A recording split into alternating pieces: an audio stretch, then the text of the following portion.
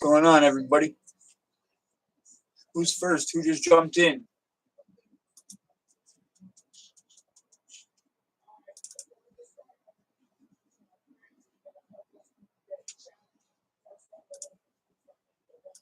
Who just jumped in, yo? Let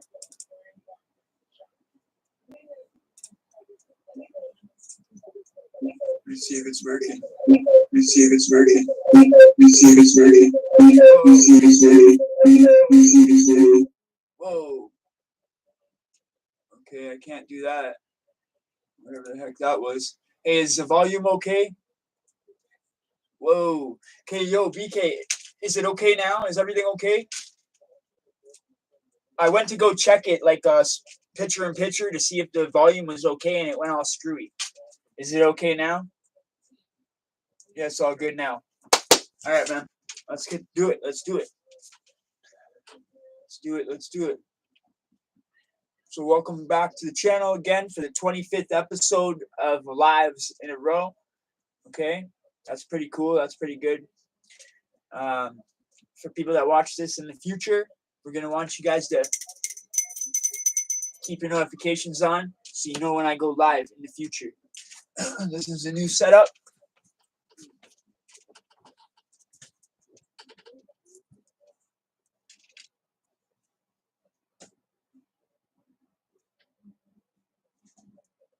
I really like this setup, man. This setup's sick.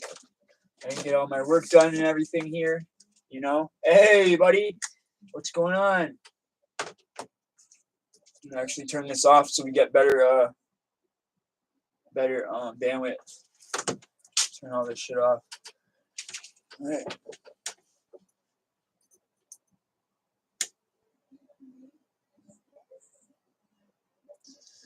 Yeah, I like it like this, man. I really do.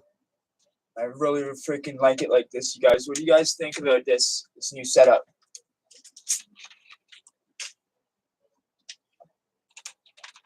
What are we all saying tonight? Are we drinking? You guys drinking? You guys, what are you guys doing? What are you guys up to? What are you guys sipping on? I'm sipping on some. Feel me? Well, let's not keep that in the picture. They're not paying me. Hey, Jessica, what's up? What's up, everybody? Yo, put this in here.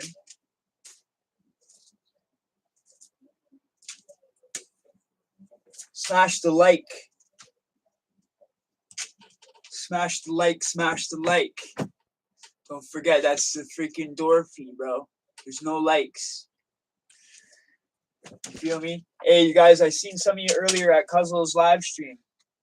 So, we're doing good today, man. Fucking double live. I was fucking big in the chat over there. I was talking to everybody in the chat over there. I'm having a few beers myself. Okay. That's cool. Nothing wrong with a beer, bro. You know? Nothing wrong with a beer. Just stay responsible with it, you know what I'm saying? Try to stay in the house, feel me?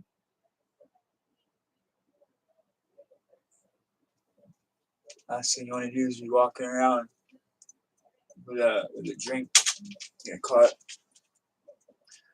But you know what you're doing. Just trying to look out for you, man. Don't want to see any of my subscribers getting shit, you feel me? You guys are good people.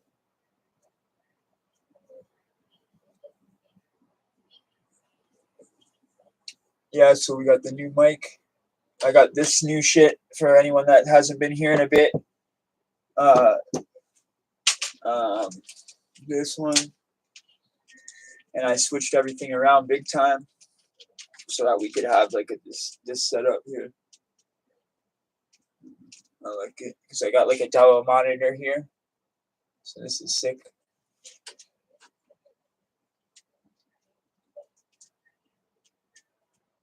I'm just chilling, man.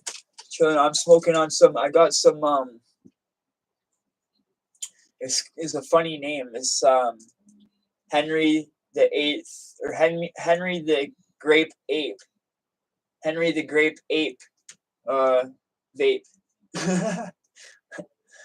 Yeah. I usually get like forbidden fruit or the fruit ninja. But this one was I never heard of this before, and I like the grape. The fruit ninja is also grape. So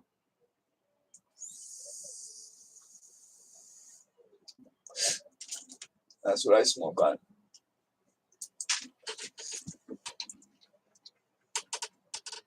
Well, no one's saying that. What are you doing tonight, Jess?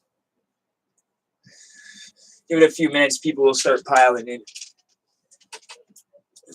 I hope. Yeah, they will. Sorry, I was on the phone. You're just chilling?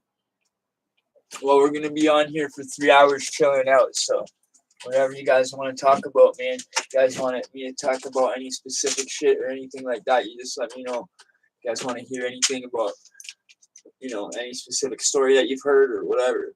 You feel me? I want to know, out of all of you guys, how much of you guys have actually watched like the older episodes and stuff like that. Like, I know you guys always come to every live, but have you guys watched like the backstories and the fights playlists and stuff like that?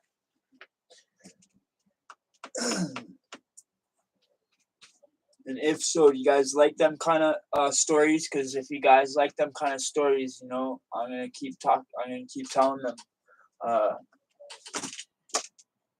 my jail stories and stuff like that. But if you guys are bored of hearing that kind of shit, you guys just let me know, and then I'll try to figure something else out to talk about. I can always fucking do other things.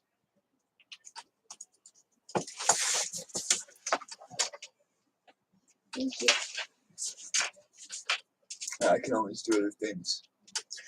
Yeah, StreamYard. StreamYard's good.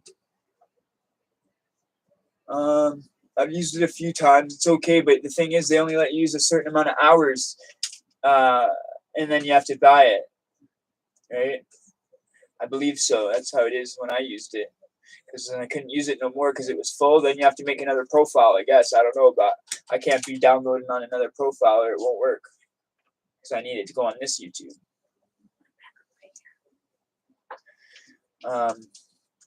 But Streamlabs is what I use. See, Streamlabs is what I have my merch store with and my tip page. No, you get 20 hours a month. Oh, okay. See, that's what happened then. My time must have ran out that month then. That's okay, I get it. So I use Streamlabs for like going live and stuff like that because YouTube doesn't let you go live until you have a certain amount of subs, I guess. I don't know how that is. I guess it's on PC. I'm not sure if it's just on PC or if it's on laptop and the phone. I'm not sure. But they don't let you go live if you have a certain amount of subs. So I think it's Streamlabs. I have Streamlabs set up, and I believe that's what lets me go live. And I have my merch store set up through Streamlabs and the tip page set up through Streamlabs, which is my PayPal, which is hooked up to my PayPal. So I believe that's how everything's set up for me right now. Everyone's in the chat. Everyone in the chat. Yeah, doing time with Big Weevies in the chat. How you doing, man? Love to everybody. You feel me? How you guys all doing on that side, man? I was talking to Harv not too long ago. He's doing good, He's doing really good. I'd like to do something with you guys soon, man. With Harv. Harv's good people.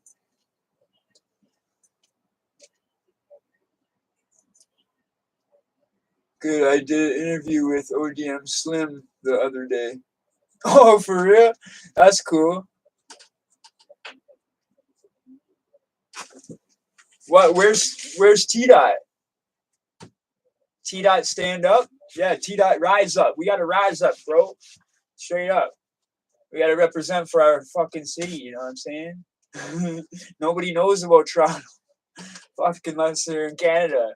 Like it feels like that way, man. Until I started coming on here and I'm talking to some of the people in the U.S. now, they're starting to know a bit about Toronto. But it felt like before they're like, "What Toronto? Where are you guys? Is it fucking booties? Is it fucking farmland? And the igloos and shit?" I'm like, "What?"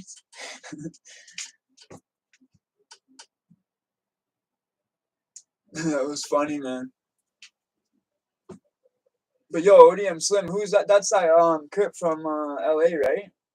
The CMAC thing, the CMAC manager friend. That's pretty cool.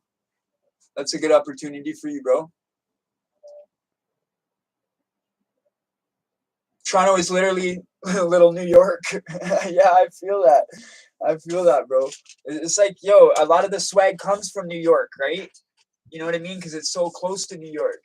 It's just, I don't know. That's a lot of shit comes from New York, like, because we don't have like a Woo Wear store here or like shit like that. So if you want like Woo Wear clothes and shit like that, you got to go down to like Buffalo and shit like that to get to get that shit, or like New York. I just had another asking him to come on the channel. Yeah, you never know until you reach out to people, right? That's what it's all about. It's all about connections with each other and shit like that. If you don't know, if unless you reach out to somebody and ask them, right? You know, me, I'm a little iffy on reaching out to people and asking, but you know, when people reach out to me and ask me, I never usually have a problem working with people. Like I'll usually say yes to pretty much anybody unless they're like a fucking, if I know they're a rat or something, like that Pino dude. I ended up fucking, I scrapped his interview. I wasn't gonna do it because I found out he was a rat. So I was like, fuck that. I'm not even gonna interview this guy. That's the only one really I ever stopped the interview. I was planning on interviewing him, but I said, fuck it. I said, fuck it. What the fuck? I seen the shit on No Jumper, and I was like, what the fuck? No. So the only people I wouldn't really interview or work with is rats and fucking shit like that.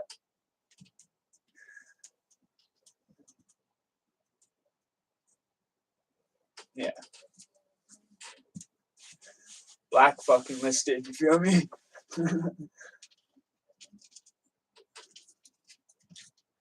Blacklisted.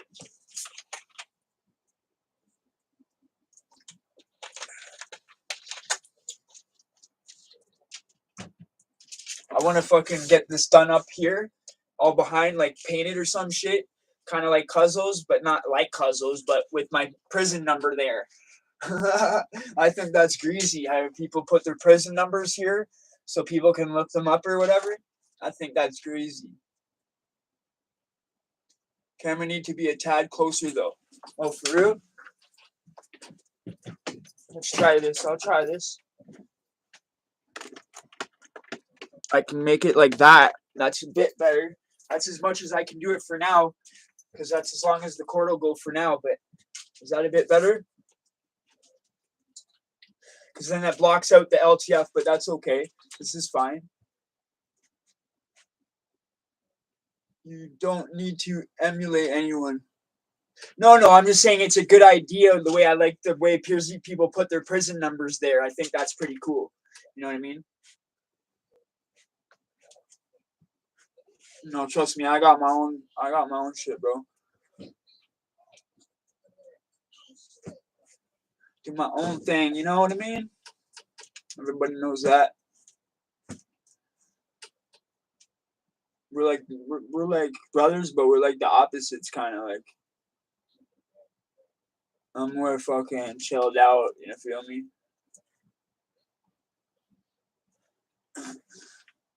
But when people fuck with me, like if someone comes up and wants to fade me, that's when I get ticked off, and I'll just turn on the people. I'll fade them. I don't care. That's just the way I am because it's the jail. You know what I mean? It made me that way. I was just people trying to take my food or this or that. The only time I ever fought was defending myself for real. And it was a lot of fighting, but a lot of violence. But it's just like I'm not gonna let anyone take my stuff, man. You know what I mean? I want all my shit. I'm gonna fight for that shit. I'm not fucking no bitch. So that's where a lot of my fights came in population. You feel me? Like in a jungle, you know what I mean? You go on a fucking range in the gangland and shit like that. You're a white boy, you feel me? So a lot of the white boys crack off ranges and go to PC. So the fucking black boys, they don't know. All the gang guys, they don't know. So they just feel like it's another white guy. You're all wearing orange jumpers, kind of look the same. So they don't know who's who. You know what I mean? So you got to show them hands, you know what I mean? And then you got to show them hands to stay around. It's sucks, man, but it's just the way it is here. It's really fucking sucks, but it's the way it is. It's sad, too. It's sad that you have to fucking fight to stay on ranges in Toronto. You know what I mean? When you're a white boy. But then, like, the black homies come in, they just get embraced. I'm not got nothing against that. You feel me? That's their thing. You know what I mean? I wish the white guys would do that shit. But you know what I mean? None of them stand together. You know what I mean? And it's like, if you guys aren't going to stick up for your own shit and ride for your own food, I can't fucking jump in there for you, man. I have a hard enough time fighting for my fucking food. You know what I'm saying? That's how it is, man.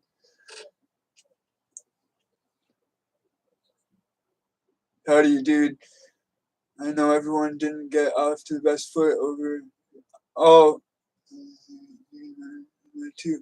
Thank you, brother. I appreciate that, man. Yeah, it's all nonsense. You know what I mean? That shit didn't need to go down that way, man. It's just dumb shit.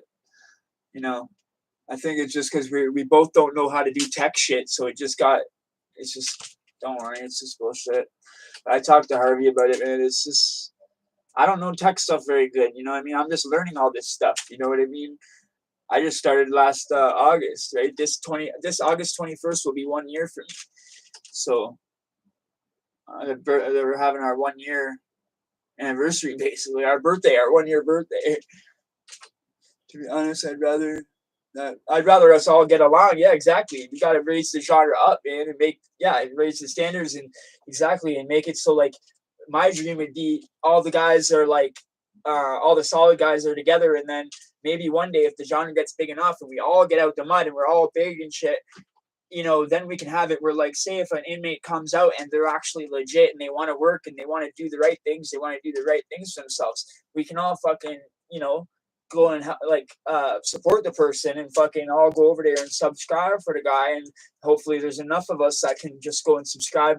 If there's more than 1,000 of us, we can just go boom, subscribe for the people. If they're that solid, we can do that for them and they have their shit right away when they come home.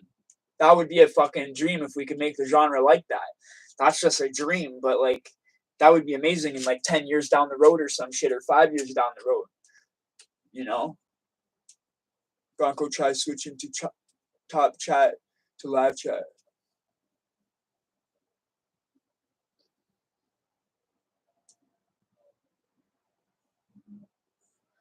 How come I can't see comments live?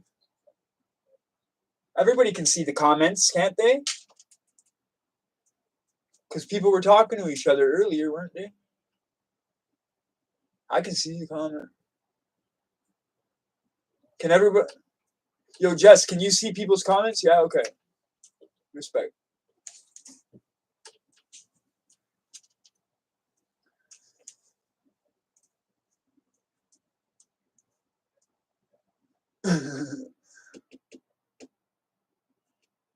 Bronco, man.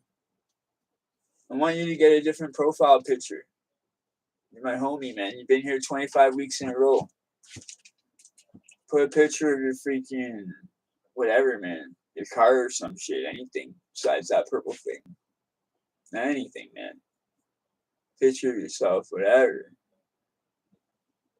Even, like, look at Wheezy's thing. Even words or something. Because you know what? That reminds me of the fucking trolls do that shit. Every single troll has a... Not saying Six is a troll. I know Six. Six Bronco's been here 25 weeks in a row. He's my homie. But, I mean, the fucking trolls, it seems like every single one of them have a profile like that that's just blank like that. You know what I mean? That's why I like when I see the people's profile, who they are and shit. I don't know. Or even, like, take the time to make a little profile, because it's like they don't make the time because they get booted out of the thing. They get banned so quickly and they want to come back so fast that they fucking just don't care. They just take the first thing that default, whatever. You know? Yeah, man, I gotta be honest. On can't, you know, what? Jessica's got my pick. Oh, okay. Put it on then, Bronco. Yeah, if she's got your pick, what's the big deal if we all see what you look like? What's the big deal, fam? She said you're a good-looking guy, anyways, right? Or no, sorry, she didn't say that. She said you're in good shape.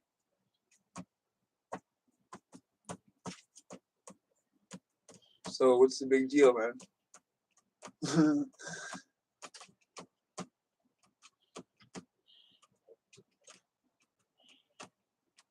I don't care. I fucking show pictures of myself online all the time, man. I'm not embarrassed about it. I don't give a fuck. You feel me?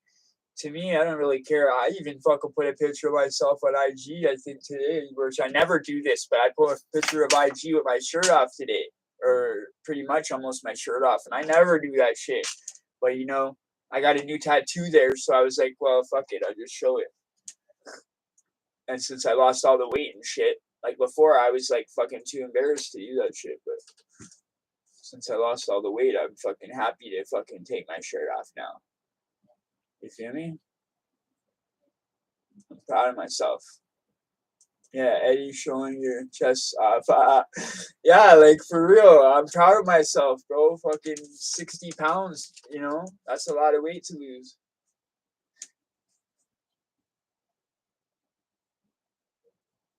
It took me a year. Like, it took a year, but fuck. You know what I mean? Little by little. I used to drink like fucking 10 pops a day. That was the problem. And like 3, 4 coffees a day with like 3 sugars. So the doctor told me I gotta fucking stop that shit or I'm gonna have a heart attack. And I'm gonna die and shit. They wanted to put me on fucking blood pressure medication. So I was like, oh fuck, I gotta stop drinking this stuff. So I cut myself down to like 1 pop a day. You know, I just sip on the 1 pop all day now, pretty much, and pretty much cut out the coffees. I have like 1 coffee in the morning. That's it. So I cut like freaking. They showed me how much sugar that I was actually taking in every day. It was nuts. It was like a pile like that. It was nuts. So I had to get on a normal fucking sugar. That was the big problem. So anyone out there, that's one thing that you can cut out your diet, man. Just wait. Yeah, man, pop's not that good for you, man.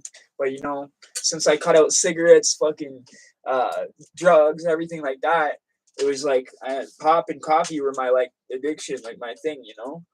So I was like basically since the cigarette hand to mouth thing, you know what I mean. So the coffee, I think the coffee drinking kept my hand, you know what I mean. Drinking the fucking coffees and the pops kept my hand busy from not smoking the cigarettes. I think I don't know because when I quit smoking is when I started drinking the fucking coffees, right? And it doesn't help that fucking Tim Hortons is like fucking literally like on the corner. You know what I mean? A beer a day keeps the doctor away. Yeah, I heard that before. But you can't have too many beers. It's just the one, you know.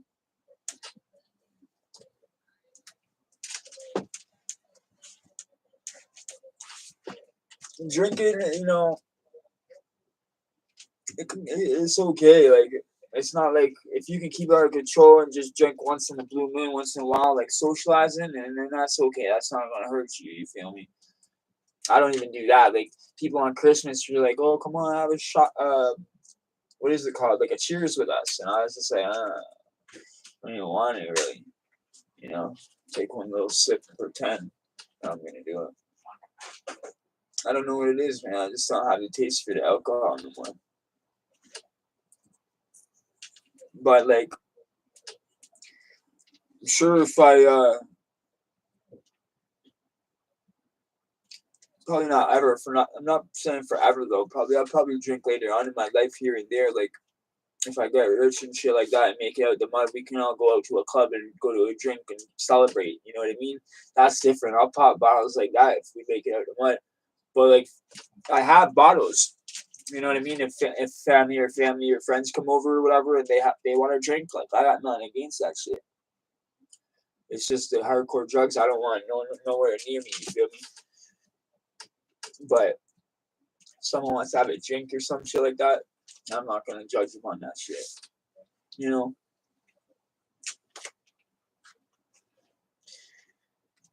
I'm not even gonna judge nobody that does hard drugs. I just don't want them near me personally, because I don't want to fucking go back into it. It's too hard to fucking quit that shit. I want to see your workout videos, MMA. I don't fucking do MMA. I never said I did MMA. I would street fight people back in the day. That was it growing up. No MMA.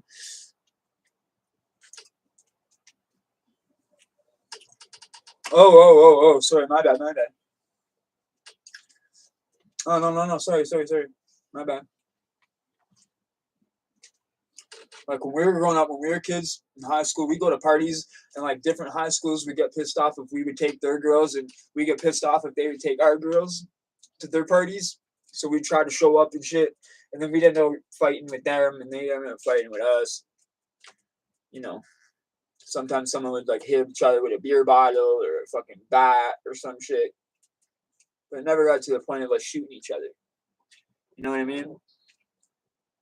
Not in high school, anyways. But Scarborough's bad though. Like Danforth, Greenwood and shit. Danforth and Greenwood, bad area. Bad area. That's when all the gunplay started going on. It's just too fucking bad, man. Anyone from Toronto will know the little projects over there at Danforth and Greenwood. It's fucking nuts over there. A lot of fucking shootings. I'm so glad that I fucking changed my life around and stopped all that shit and actually moved like to the outskirts of the city. Got my own pad, pay my rent, got my roof over my head, got my own space. You know what I mean? I don't gotta live in no rooming house. Like when I was fucking teenager, 15, first started living on my own, I lived in a rooming house, bro. So I had like fucking all kinds of other addicts in the house and shit. Living in the house. You couldn't even put shit in the fridge. That's how bad it was. Yo, there's only 2 likes. Everybody smash that like, man. Don't forget, please. Everybody. All the mods. Anna. Hey, Anna. Welcome to the stream, Anna. What's that book about? Oh, this book right here. This is about Chad Marks. His whole story about his whole bid in this prison here. It's a really, really good book. He's a really good author and shit like that. If you want to know about him, I interviewed him on the channel. You can check that interview out. It's a really good interview. I have a playlist called Interviews.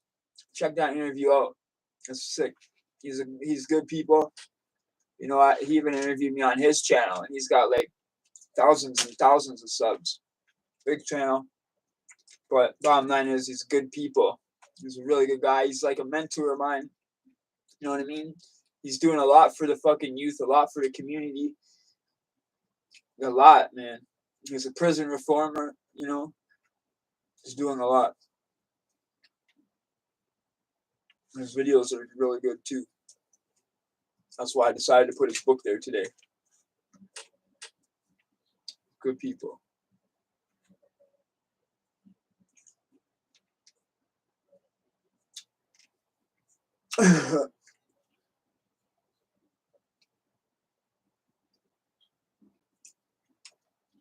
No, we're talking about Scarborough, Danforth, and Greenwood, but it seems like Greenwood's a bad name, bad rep everywhere you go, I guess. Fuck. She's like the same thing in her neighborhood. Greenwood's bad there too.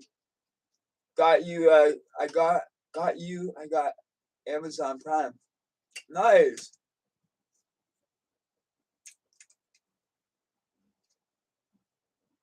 Yeah, he's on Amazon Prime. Yeah.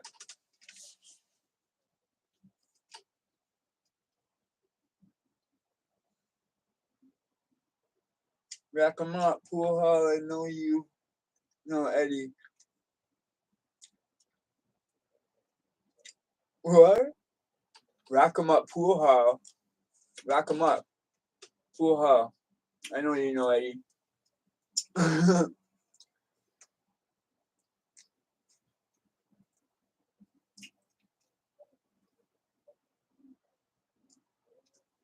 Green with Danny. Fuck, I had a really good friend there named Donnie Hill, the Hills. I know the Hills family really good, and Murphy's, Sean Murphy, you know.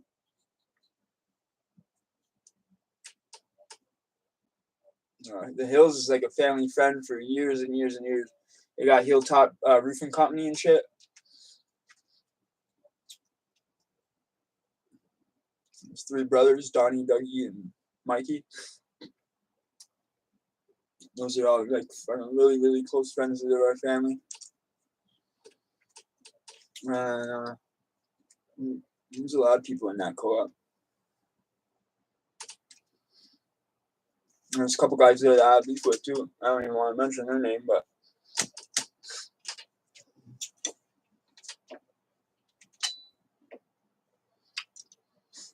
when we were kids, we fucking were fighting each other with baseball bats. And one of them tried to shoot my cousin. Thank God he didn't. And then my cousin even got stabbed before and freaking had 22 staples down his stomach like that. And he lived through that and he ended up passing away, man, from diabetes. And he lived through all this fucking shit, you know? He made it through all this crazy shit. Like people trying to kill him and shit. And then fucking he ends up dying from, he was really, really bad diabetes. And he was always having seizures and stuff. And they moved to a place that had a lot of stairs in there. And I guess one day nobody was home. Like his mom and his wife, nobody was home. And he ended up falling down the stairs, I guess. And that's how he passed from a seizure. That was terrible, man. After living through all this stuff, you know, growing up, to die that young, only like in the early 20s, 24, 25. It's a shame, man.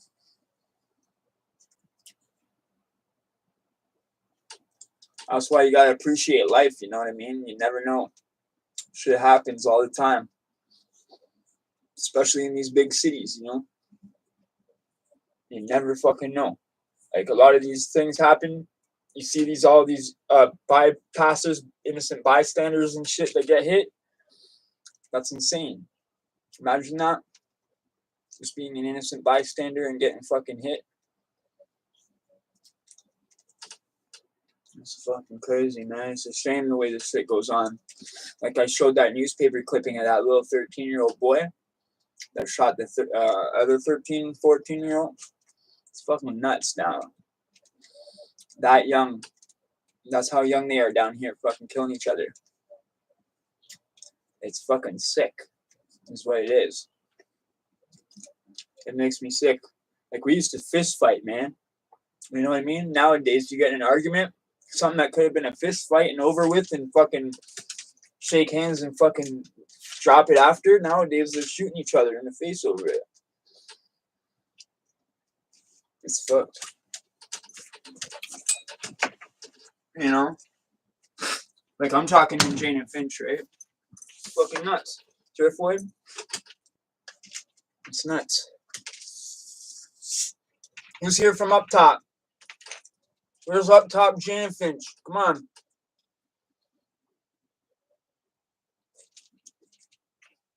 Where are you guys, man?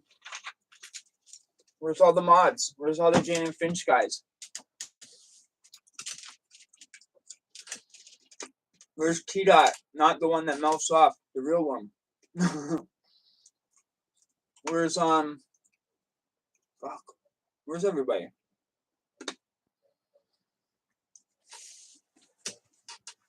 Oh, we're only half an hour into it. That's probably why. Everyone else show up. I know they will.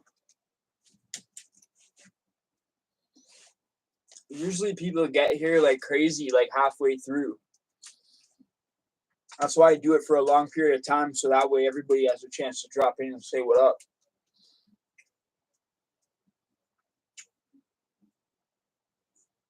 Jessica's still waiting on a text. Greenwood and Danforth, rock 'em up, pool hall. I feel ya. I just don't know Danny. I might, bro, but honestly, I don't even fucking know, man, because I haven't been there for many, many years. But if it's somebody that's like you would definitely know, then no, I don't know. You know what I mean? Only Danny I know used to sell bikes. I don't know if did he have a whole fucking shitload of bikes for sale and shit like that. I know this one Danny guy. I don't know if it's the same dude, but he would have like fucking 20 bikes outside of the place for sale. Okay, okay. That's what you guys call it down there? Okay, okay.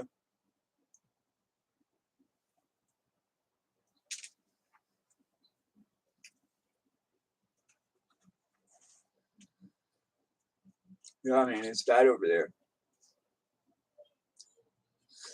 Oh, sick, sick. I never even fucking heard any of my family or my uncles say that or my dad or anyone say that ever.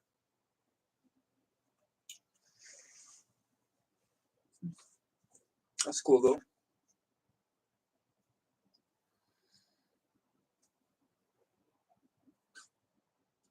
When I lived in Scarborough, like when I was in my dad's stores and stuff, I was only a little kid, like 8 or 9. And then after that, when we got in the car accident, was when my dad lost his stores in his house, and then he was in the hospital for so long. And we moved up to North York, and then basically lived in North York, and then the rest of my family was all from Regent Park, and my grandma's still there at Sumac. She's still one of the ones there. But yeah, my uncles and aunts still, they grew up down in Regent Park, so I was always downtown or North York.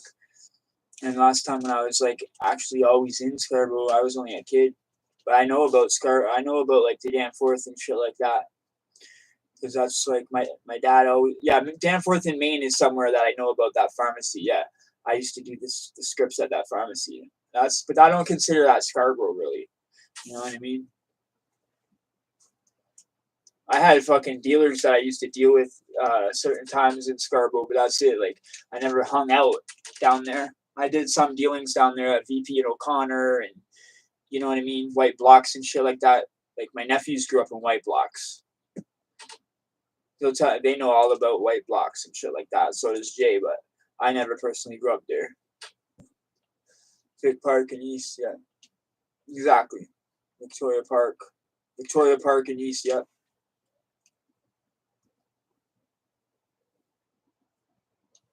Yeah, that's why I don't think Maine is not.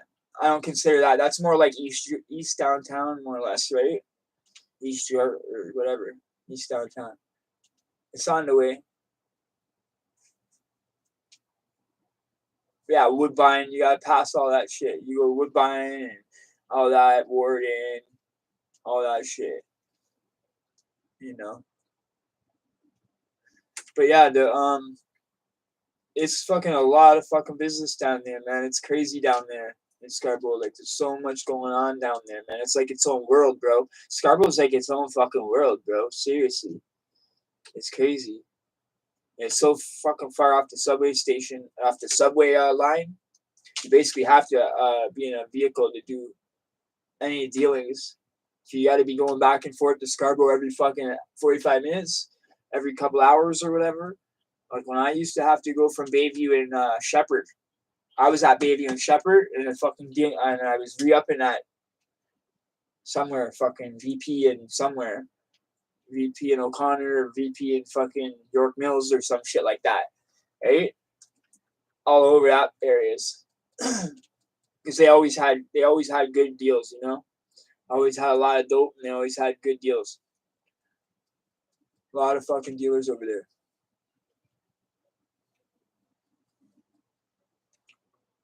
When I'm driving drunk, cops can't tell I'm repping Miami. I'm repping Main Street, Woodbine, Coxwell. Okay, okay. They can't tell when you're driving drunk? Well, that's a good thing. How's rent? What's good area? How's rent? The rent's not good. Nobody's paying rent. Nobody's paying door fees. You know? Smack it. Smack the like, man.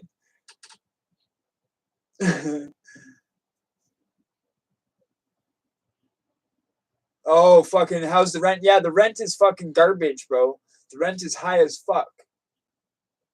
You know? What's a good area to live in? Well, a good areas to live in are all fucking ghetto, fucking really ghetto areas, but they don't want to let nobody move in there. That's the fucking problems. They don't want to rent to anybody. Most of it's all housing, and then when they do want to rent the low pricing areas, um, the people have been there forever and don't want to leave. And then when places do come available, they want so much fucking stuff. It's crazy. Like a lot of these places will say that they'll give you 2 or 3 months free in the ghettos, in these ghetto areas, right? Or they'll say in these little pamphlets that you see all over Toronto, like for renting and shit, different areas and shit that are ghetto. You'll see different areas in these little books that are for rent, and you'll be like, okay, it'll say like 2 months free, for example, right? And then you'll actually try to go to the place and try to rent this place, and it's like, okay, yeah, it's 2 months free if you fucking this, and this. You know what I mean? It's not just like that. They want you. I don't know. It was a really fucking pain in the ass, man. When I was trying to find a place to rent, like an actual whole place.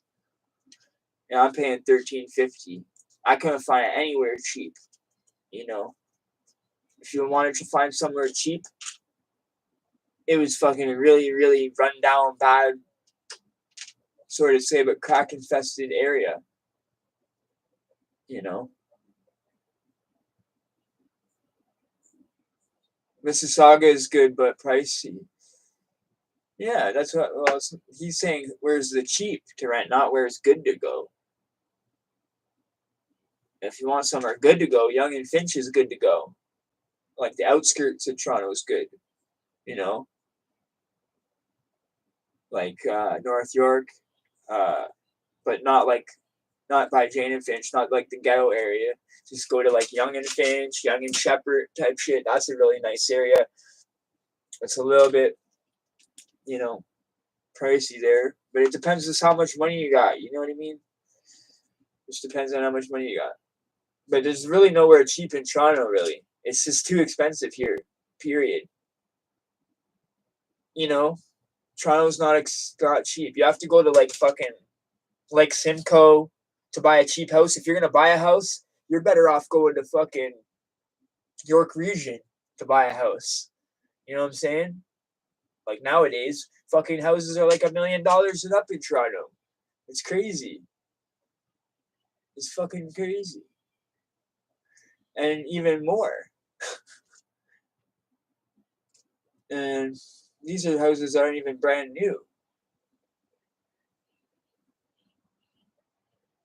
And the fucking properties, the real estate, just the properties, like the price of properties is crazy. So it's better to find a little property up north somewhere on the outskirts, you know, in York Region somewhere, and find somewhere like around Lake Simcoe and buy a little house. You got like a little small community. It's like better, you know. That would be better for me. That's what I would do if I ever got lots of money. I would buy a house fucking like out, like way outside Toronto, like a half an hour, 40 minutes, an hour, but still be able to drive and commute. You know what I mean? What's up, man? Have you ever done any pen time? If yes, where? And do you know if there's lights on, lights out, or if doors are open at all times? Party props setups. Party prop setups. Go watch my channel, man. Because you were trolling me last time. I'm not answering shit to you. I remember you. But anyways, everybody else here knows that easy question. But you got to be nice for a couple weeks, man. You know, it's the last time you're acting a little funny. I can buy a 3-4 bedroom in Trinidad for 150K to 200K. Us with a sea view. Oh fuck. Yeah, places like that is like a dream to go to. Like, you know what I mean? If you had like millions, yeah, you could get a house there and here. You know, if you're a multi millionaire, like if you actually made it. I wouldn't be buying no Lamborghinis and shit like that. You want to get a nice little property for yourself, for you and your family and your wife and shit. And then maybe fucking one day, like he said, get somewhere that's so really, really cheap and you're going to have your money to be rich with, you know? Canada is getting expensive. Yeah, man, it is. Because even now, York Region, like I said, go up to York Region, it's less expensive, but it's not much less expensive up there unless you start getting into like Lake Simcoe and shit. You know, like Keswick area, places that people don't really want to go. Like if you go to Newmarket, Richmond Hill, you're still talking a lot of money. But if you go to like Keswick, you could still get it pretty cheap. But no one wants to go to Keswick. You know what I mean? People from Toronto hate Keswick. You know, but it's so cheap. And then you got the Lake Simcoe there too. It's like the best of both worlds because you can still drive to Toronto in 40 minutes. You know, compared to back in the day, shit's wild. I know my grandparents bought it. My dad's parents bought a house in Toronto when they were younger, when they were teenagers, man, like 1920. My grandfather bought his first house for like $30,000 or some shit like that, man.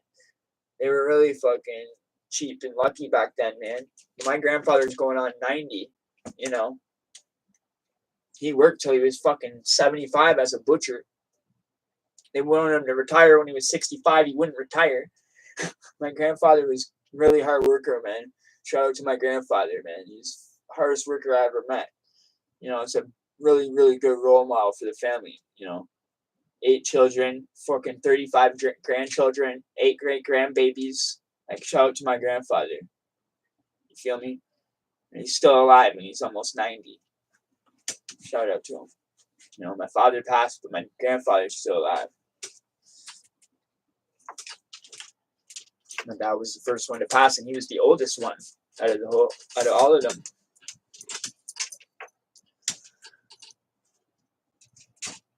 So I've been on my fucking own. You feel me? 340 plus murders right now. Holy fuck! Just this year?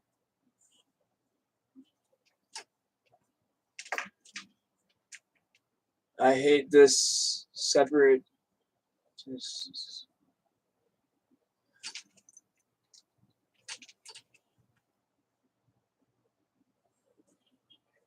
Holy fuck.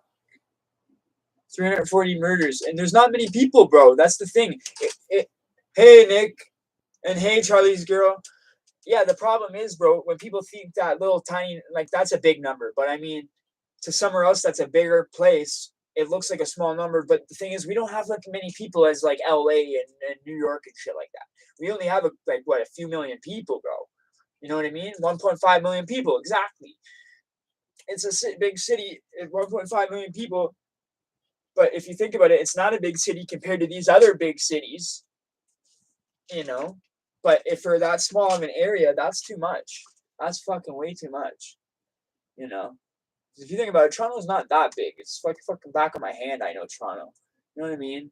Like it's not that hard to figure out once you know the 401 and the 404 and shit like that. You know, and you basically know where's what. You know what I'm saying?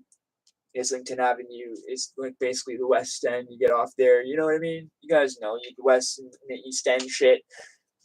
You know, the subway system basically runs you up north and south and fucking east and west. So it's like not hard to follow.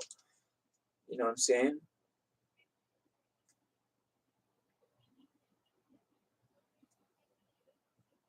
Well, subway system gets you around fairly quick down here. And I like staying along the subway line. You know what I'm saying? If I'm gonna be, you know, doing anything, back in the day, I like to stay close to like the highway, the 404, or the subway line, some shit like that. I always have like somehow escape route, you know. I was always weird like that. Hawaii. I'd love to go to Hawaii. I'd love to go to anywhere, man. I've never even left fucking Ontario. I'd love to fucking travel. Period. I've never left Toronto, Ontario, man. Fuck, it's sad. No, I've left Toronto, sorry. I've never left Ontario. And basically don't leave like York region in Toronto very often. You see? I've been to North Bay here and there because I had a contract there renovating a building. But then after that, that was it. You know, I didn't like hang out there and shit. And then we're at been to Barrie, I've been to like London, I've been to where else have I been at? Like Crystal Beach, Fort Erie, which is like Crystal Beach is by Buffalo there. Where I was like right across from Buffalo, but there was just like one little bridge called the Peace Bridge, separating it. Right where our fucking staying in this like cabin in Fort Erie, Crystal Beach it's called. It was like a party little fucking beach, little town, and you could rent cabins.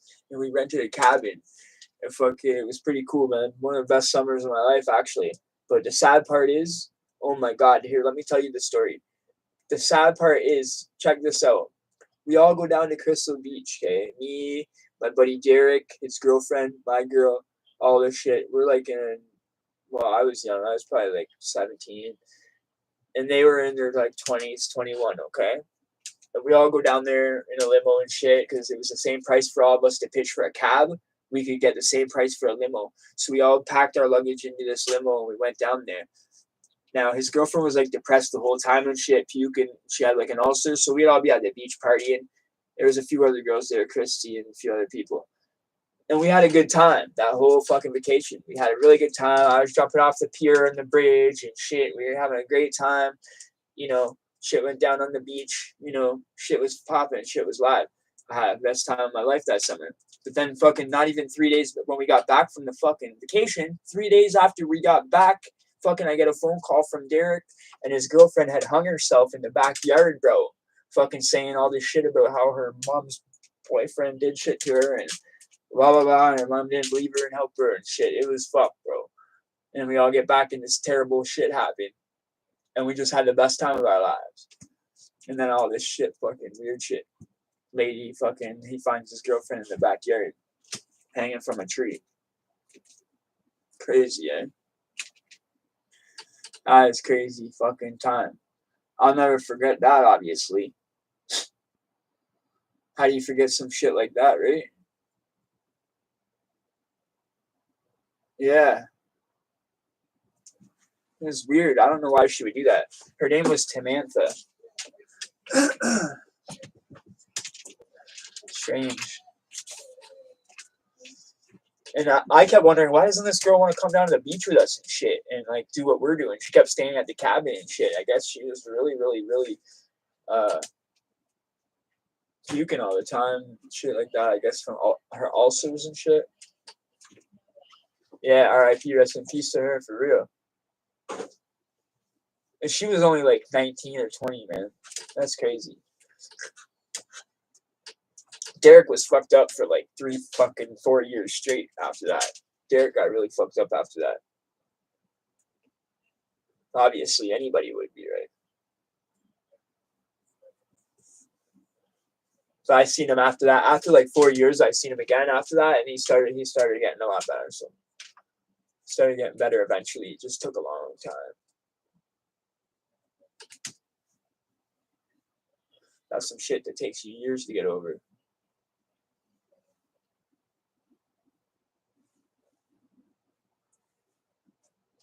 But yo, T-Dot, what's up, bro? What are you doing, man? You okay? What are you doing? What are you doing, man? What are you sipping on, bro?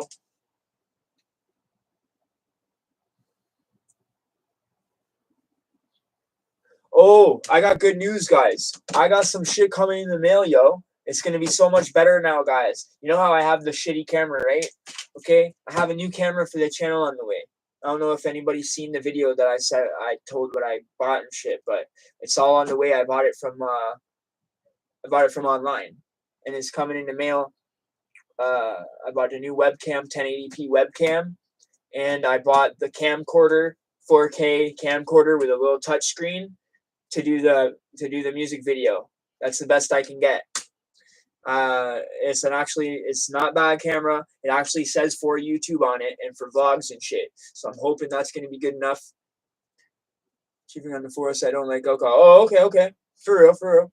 Respect. I don't drink alcohol either. So I have booze in the house. I was saying earlier, like bottles and shit that I've had from past few years. People getting me Christmas and shit presents, and I just put them up in the cabinet.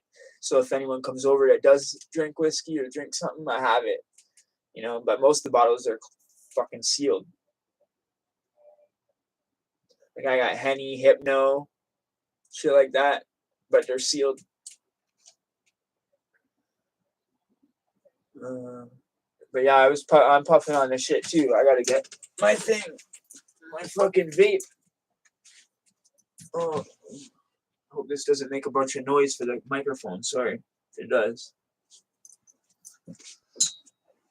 I don't have a lot of room in this office. This office is like the size of my jail cell. I think that's why I like it so much. And that's sad. That's sick. That's kind of sick. But I feel content in here. When I fucking make my videos and I'm in here alone by myself, right? I feel like, honestly, like, okay, I can almost touch the walls, right? I can. I can with my fucking, if I put the fingers like this, I can touch them like that, okay? So, yeah. But it's long, like the cell would be. Fuck. Oh my god, it's the exact size. Oh my god, that's fucked up. But for some weird reason, I love it in here. And I'll sit in here for hours, man. When I'm not at work, I come in here, fucking basically in here for fucking the rest of the night, making content, editing, everything in here, rapping. Do you still wear your shower shoes off my ass? Bro, listen, okay? I'm gonna tell you the honest truth, okay? BK, this is the honest to God truth. When I got out in 2017, right, I still wore my shower shoes for a long time. After that, because the apartment that I rented 2 doors down from here had a stand-up shower. Only a stand-up shower with a glass door. So when I stand in there, it was the fucking same kind of ceramic kind of grout floor with the little hole. And it fucking reminded me so much of the prison showers that I had to fucking wear them in there every single time. But they weren't like prison slides. They were actually Nintendo slides, right? But I was wearing Nintendo slides in the fucking shower, bro. And I did that for a couple years, bro, till I moved here when the pandemic happened. The old lady that owned the house died. And I moved here, and it was a brand new bathtub that nobody ever been in. And I stopped wearing the fucking shower shoes when I moved in here, like 2 years ago.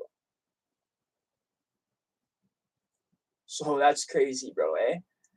So for like 3 years, maybe after I got out, I was still wearing them for real. And that's not a joke. But yo, I sell on my merch store. I sell fucking Canadian jail, Canadian jail war stories, merch, slides, like shower slides, shower fucking. I sell shower shoes, shower slides for real. I do.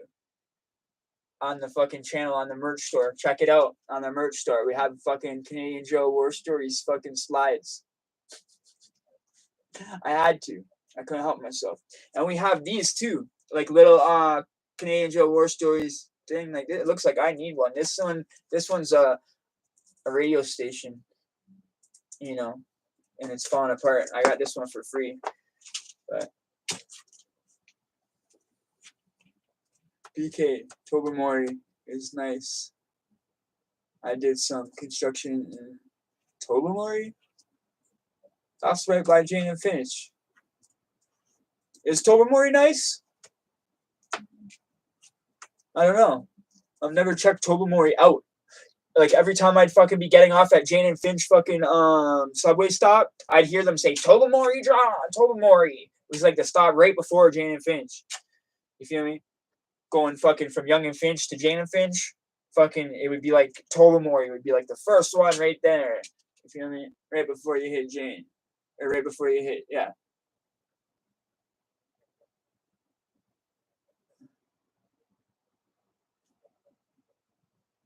So water cola. Oh man, Tobermory is like 4 hours away from Toronto. Oh, I'm talking about Tobermory Drive, bro. The fucking street. Yeah, I'm not talking. I didn't know you meant a fucking place, bro, a city or a town. I didn't know that, man. I thought you meant the fucking street. Anyone that around Jane and Finch will tell you there's a street right there, fucking right before Jane and Finch on the subway, or on the not the subway, but the 30 whatever 36 East. Or the 36 West or whatever. Sorry, they fucking go right there, man. And it says Tobermory Drive all the time. I hear that shit all the time on the bus. Okay, I hear you, man. I'm talking about the streets. I hear ya. I hear ya. I hear ya. That it's a town. I hear ya. I believe ya. But lots of cities and towns have the same name. Fuck, there's like a Queen Street in every city you go to almost. Main Street, Queen Street. Fuck, so many streets that's the same in every town almost. It's weird. You notice that? Some streets are like almost in every town. It's weird. Or every city, I mean. Well, anyway, when he said what yuck cold water, it bro, don't take the chat so serious. We joke a lot. Yeah, that's okay, man. I feel you. I'm not worried about it. I'm not even taking it serious, bro. I'm just explaining myself. That's all. I'm just saying. Yeah, I feel you. I believe you. I believe you that there's a fucking city. Why wouldn't I? Who would lie about that? It's like, you know what I mean? I don't think anyone would lie about that.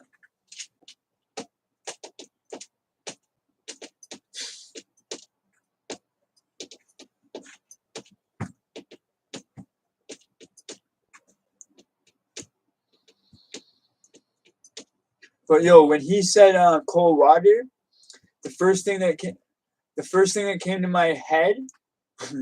Thanks, bud. Love you too, man. Yo, the first thing that came to my head when he said yuck cold water, I was like thinking in my head, fuck, when I was a kid, when I first rented my own place, we had cold water, dude.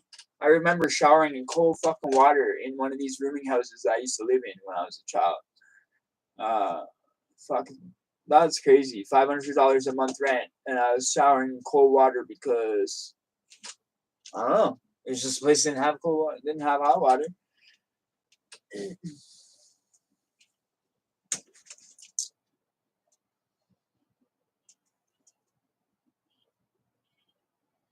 So nice at Bronco, Lake Huron. Oh, okay.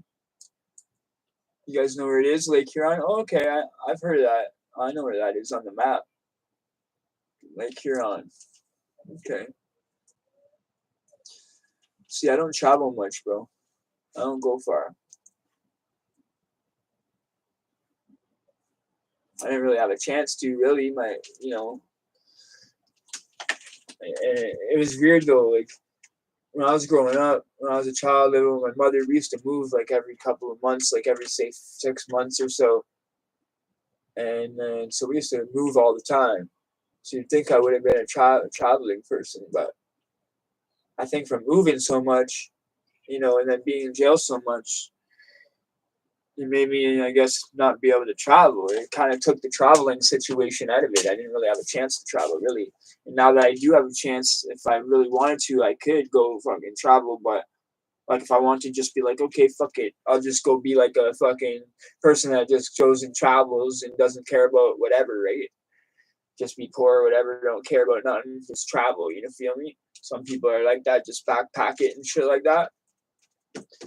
Which is whatever, that's just a lifestyle, you feel me?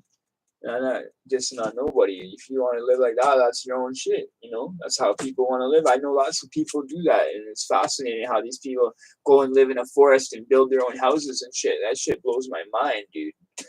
That little houses and these people that go to build their little houses in the forest and live on their own with backpacks and shit. It's nuts. And I think about that, and it's like I could never do that. You know, it is a really, really cool thing, and it fascinates me, but it's not something that I know personally I couldn't do. Like to me personally, it feels like I don't want to move. I don't want to really leave. I'm content near Toronto because I know Toronto really good. Like I know where I am. I don't really want to go somewhere and have to be like, oh, I don't know where I am. Ask people like, yo, where's this? Where's that? You know what I mean? But I do want to see other places. I just don't want to fucking move permanently to anywhere else. You know what I mean? Like I wouldn't want to live permanently like out of Ontario or out of like yeah, out of Ontario pretty much. Uh but I would want to travel to like UK. I want to travel to different places like he said, like those places that are like you bring your Canadian money and it's really really cheap over there. And you can have a good vacation, places like that. You know what I'm talking about? Like he said like Dominican I think is one of them, right? You could get lots of money when you cash your Canadian money into Dominican, right? Is that true? Or is it Mexico? Or I don't think I could get to Mexico because it's the States. I don't think fucking convicts and fucking felons are allowed in the States. I'm not sure. Or you don't even call us felons here. We're convicts. Fucking felons is a States thing.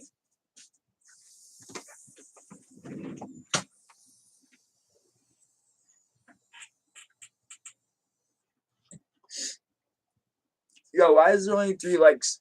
Nobody wants to help me get to our regular 20 likes that we usually get every weekend for 25 weeks in a row. Everybody's gonna not hit the like button. Are you serious, man? Is this what we're resorting to now?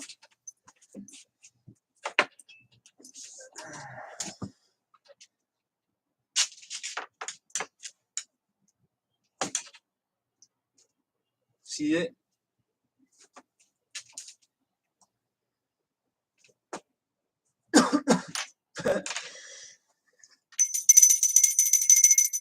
Keep your notification bells on, man.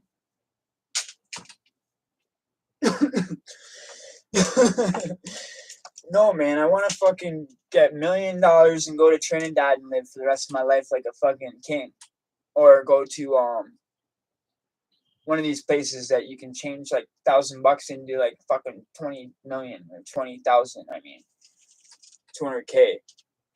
I heard in India you can fucking have like say like 50K or whatever. I don't know what it is, but Indian money, you change your money into rupees and you're fucking like you're gonna change your money into American, you're gonna fucking lose your money.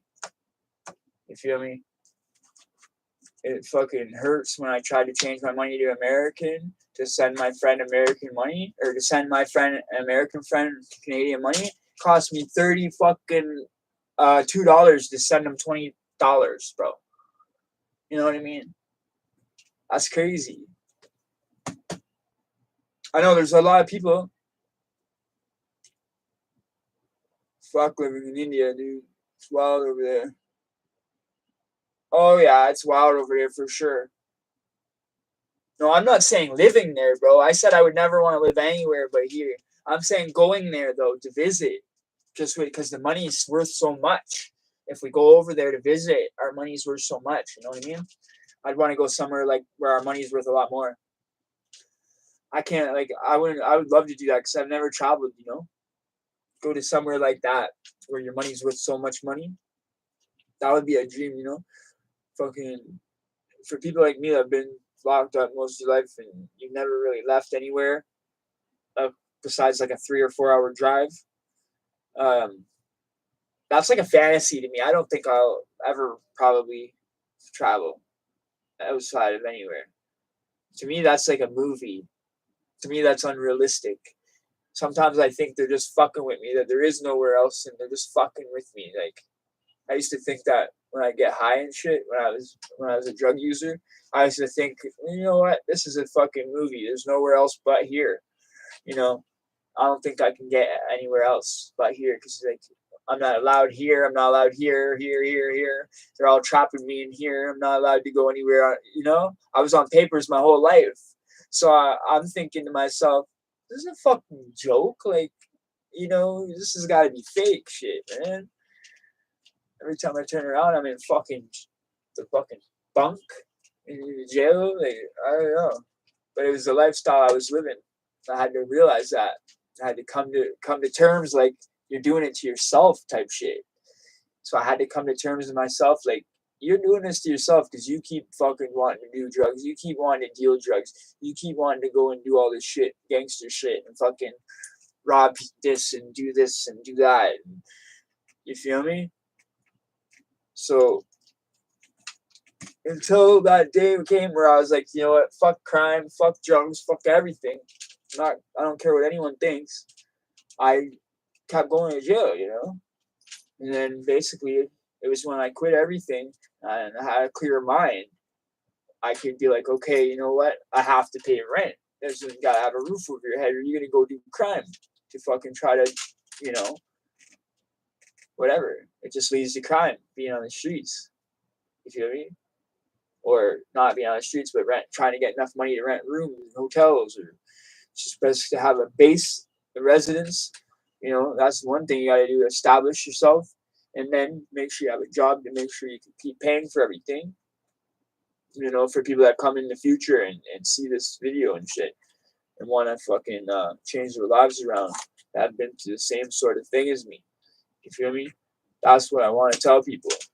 It can be done, you know. It can. Hey, what's up, affiliated convict? Welcome to the channel, bro. I'm gonna buy a crib in the islands. Okay. Good luck to you about buying a crib in the islands, bro. And stay renting here. Oh, that would be sick. Yeah, I never want to move. Cheers to you too, bro.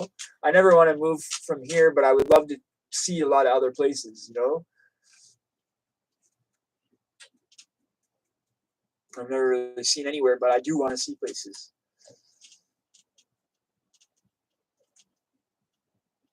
It's just hard when you're fucking convicted, you know, when you got so many convictions and shit. It's like a lot of places don't want to let you in. It's like, it's picky where you can go. I'm just glad I'm not on any papers, no probation, no nothing no more. Like, it took me years, bro. I think I was on probation. God knows, man. Like, from the time I was a teen to my whole life, basically, like over 10 years. And it was like the day I got off probation, I was like, oh my God, thank fucking God, man. Like, because they could always just run up on me and say anything and do anything to me because I didn't have really any rights when you're on probation. It takes away your fucking rights, basically. Like, you know, people, like, a lot of times I learned the law. In the law, you're allowed to say to the police if they come into you in broad daylight when you're walking down the street, they can't just come pull over and say, who are you, and start digging down your pockets. Fuck. And they used to do that shit to me, man, all the time. And just thank God. Just thank God. We would have to get a pardon first, Jessica. You ever move to the States? I'm not allowed. I want to go to the States so badly, but I'm not allowed. They won't allow me to. I'm a bad boy. I'm too bad. They won't allow anyone from the States over here that has a record, or we're not allowed over there. It's bullshit. But I guess if you stay out of trouble for a certain amount of years, maybe they allow you to, you know. And I guess if it's not that bad too. But if you have charges like me, a lot of assaults, a lot of violence, it's not a big chance that they're gonna let you. It's just like going to sentence side. They don't allow me to, or any shit like that. It's like you're always gonna go to the worst, you know, because of all the. I had 2 escapes on my shit. I didn't really escape, but they charged me with escape.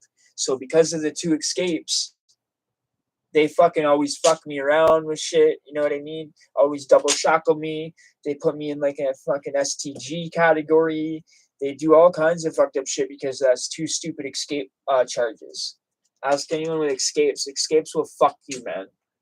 You know what I mean? With your record. It'll fuck you on a lot of shit. It'll fuck you with bails. They won't give you bails and shit like that. And I didn't even escape, bro. Fuck, all I did was try to run. Like, I ran. I got arrested after you read me my rights and shit. So they say after they read your rights, you're technically in custody. So if you take off after that, that's basically escaping. Even if they catch you, fucking, and you don't get away. That's fucking so stupid, bro. That's ridiculous. Because it was like fucking, the snow was so fucking high this day. So I was booking it, and they fucking arrested me, and I was booking it with the handcuffs on and shit like that. And they caught me, obviously, like a block or two down the way. They were chasing me the whole time behind me. And then I ended up getting caught, and they charged me to escape. And then there was another incident similar when I ran, and fucking I was running through a parking lot, and fucking this pedestrian, fucking stupid idiot, opened the door, and the door hit me, and I fell on my back, and the police caught up to me. Like, what? Who does that? When they see someone running from the police, they fucking open their car door so that the fucking car door hits you when you're running, and fucking just totally clotheslined me, like boom, right onto my back. And it was the middle of winter, and it's all fucking icy and shit. Too many fucking wannabe cops and shit.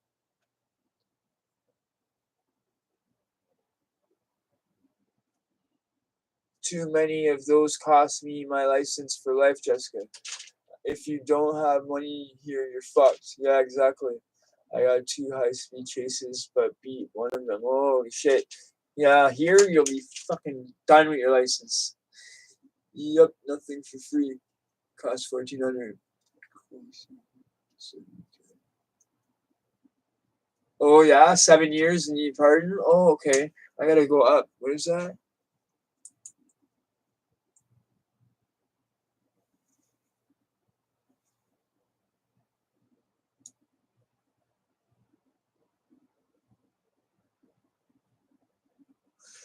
Yeah, I want to go to New York and LA, man. That's my dream. But you know what? Right now, I've been out of trouble since 2017. So 2017, 18, 19, 20, 21, 22. I've been out of trouble for 5 years without any trouble, off probation, off everything, off papers, off everything. No police contact, nothing. You know, I'm not breaking no laws, law-abiding citizen, legit, money only, all that shit. You can't cross border without a pardon, bro. Yeah, exactly. You gotta get that pardon. But I believe if you get big enough, you know what I mean. Like if our family blows up, like our plan works, the little family that we got going on, you know, we blow up one day, and you know, down the road, one day, 5 years down the road, we do get bigger, and we have a reason to and shit like that. Then maybe we will be able to get a pardon. It'll be more of a reason for them to want to give us one. You know what I mean?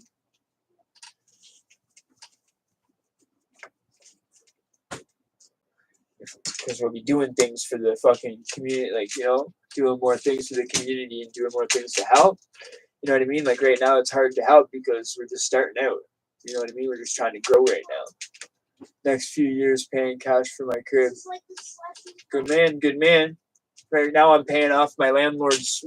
You know, when you're renting, you're basically paying off the person you're renting's from mortgage. I was just joking. I'm paying off my owner of my house. The owner of my house's landlord's mortgage, $13.50 a month. I bet you any money, their mortgage is probably like 15. I don't know. I'm just saying. Better paying cash for your house. Yeah, for sure it would be if you had it. Yeah. Not many people have cash though for their house. Frozen lemonade. Okay. Not many people have cash for their whole house unless they're, you know, regular people don't have that. But yeah, saving up your money to pay to buy cash, that's crazy, bro. It's better to pay cash for it. Yeah, that's for sure. The mortgage is gonna fuck you. You know, mortgage is always going to want to fuck you because then you take out a mortgage, and that's how the other person lost their house that I knew. They kept taking out mortgages, you know. And then once you take out too many mortgages, he couldn't pay it, and then fucking he ended up losing his place. My friend, actually, this friend of mine was actually from India. He was an Indian guy. Good friend of mine. Sorry, man. I went to his son's birthday. That's how good a friend he was. And sorry for him and his family, man.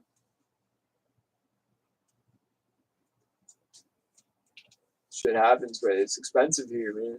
You know, and he kept getting like loans and mortgages and shit. I think he got his third mortgage, and banks are ruthless here, bro. They'll come take your house, man.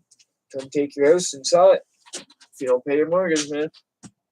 Same shit if you don't pay your rent. They'll come and fucking kick your ass out.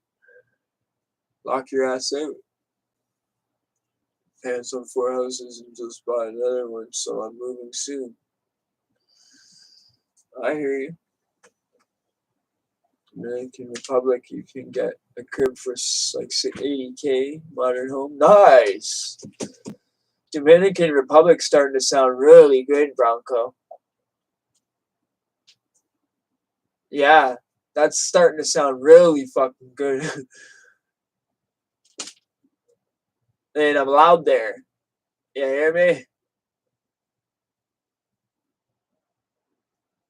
Yeah, for real. Fuck, man. If it's that much, shit, you can YouTube from anywhere. Fuck it. You know what I mean? Damn, that's a dream right there. I'm gonna start saving up too. Fuck 80K. That's actually believable. That's actually something I could actually believe myself doing. It's not like, oh, I gotta get $1 million to buy a house here in Toronto. Damn, I'm gonna start fucking thinking about that.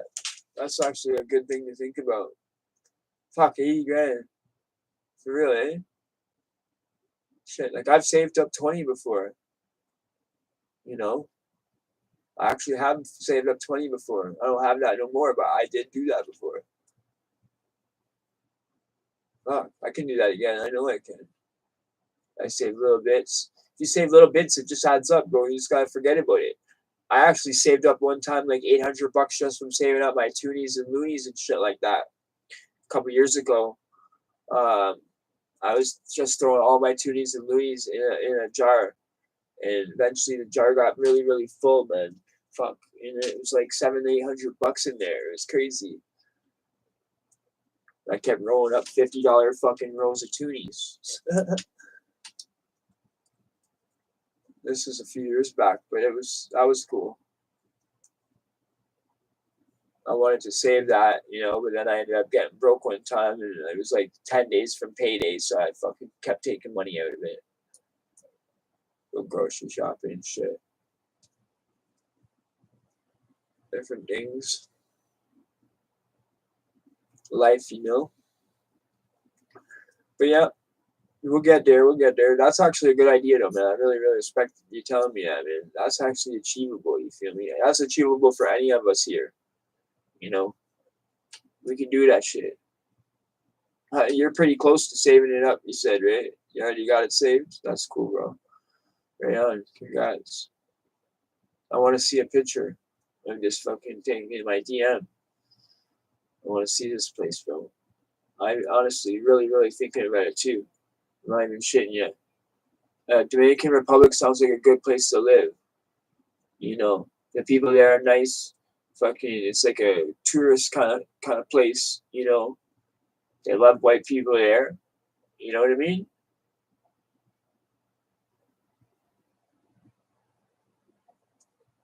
Well, that's what I heard anyway from my friend Trini. I had a few Trinidadian friends in jail and shit. And my one homie Trini, he told me fucking they love white people over there. Is that true, bro? Or they just like because they think because we have money to tourists and shit like that. That's what he said. That they love the white tourists over there because they bring all this money over there and spend money over there like crazy. To them, it's a lot of money, like you said, right? But it's not much money if you're from here. So they just love you because you're giving them tips and shit and fucking wilding out. You know what I mean? Giving them big tips all the time.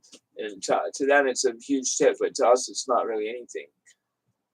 That's what he's telling me. So this sounds like paradise, fuck.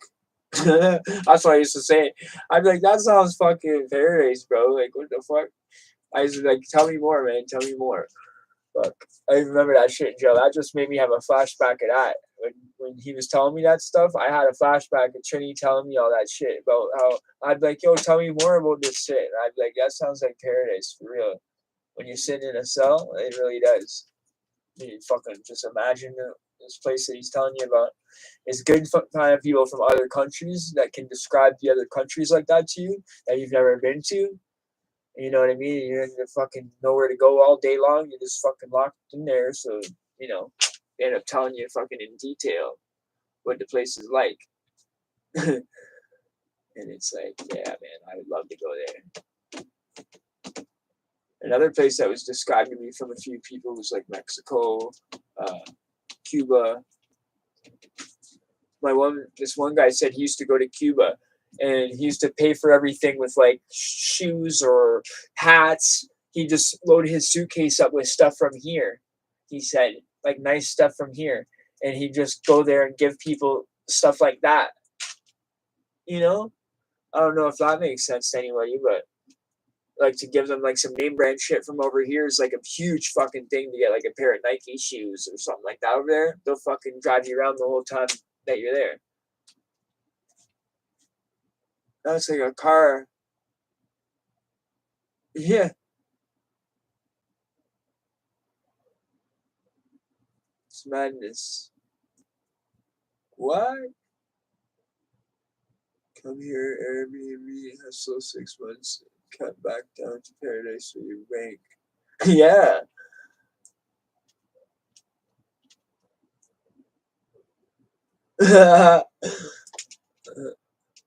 Yeah, Nick.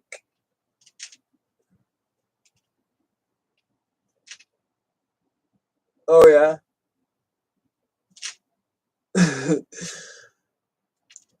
Yeah, some places in jail. I believe you use batteries in jail for real, for cash. But batteries is a big thing. Oh, fuck, yeah. Never mind. But yeah, batteries. That reminds me of something.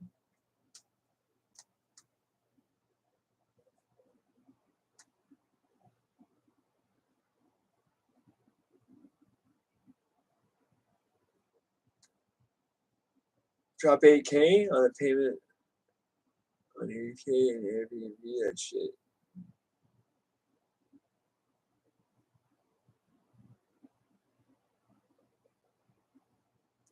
Oh.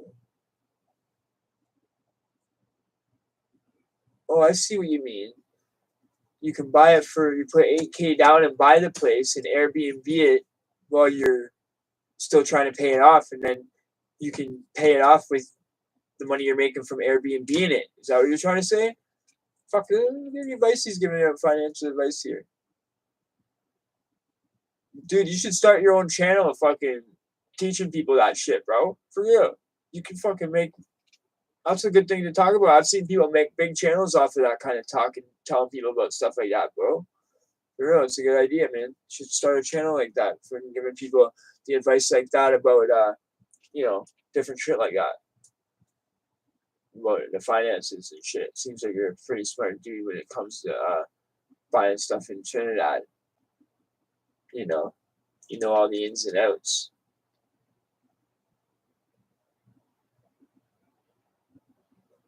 See, me, I don't know anyone in Trinidad, so how, like, it's hard to do that shit, you know what I mean? I have to fly over there, talk to people over there. If you don't know no one over there, I can't keep going back over there trying to look for houses, this and that. It's a big process, but if you know somebody like you that knows the people over there, it's a lot easier.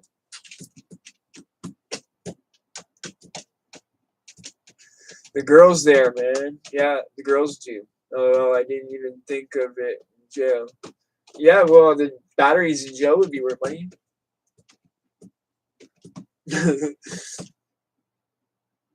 It is paradise, bro. I know, it sounds like it.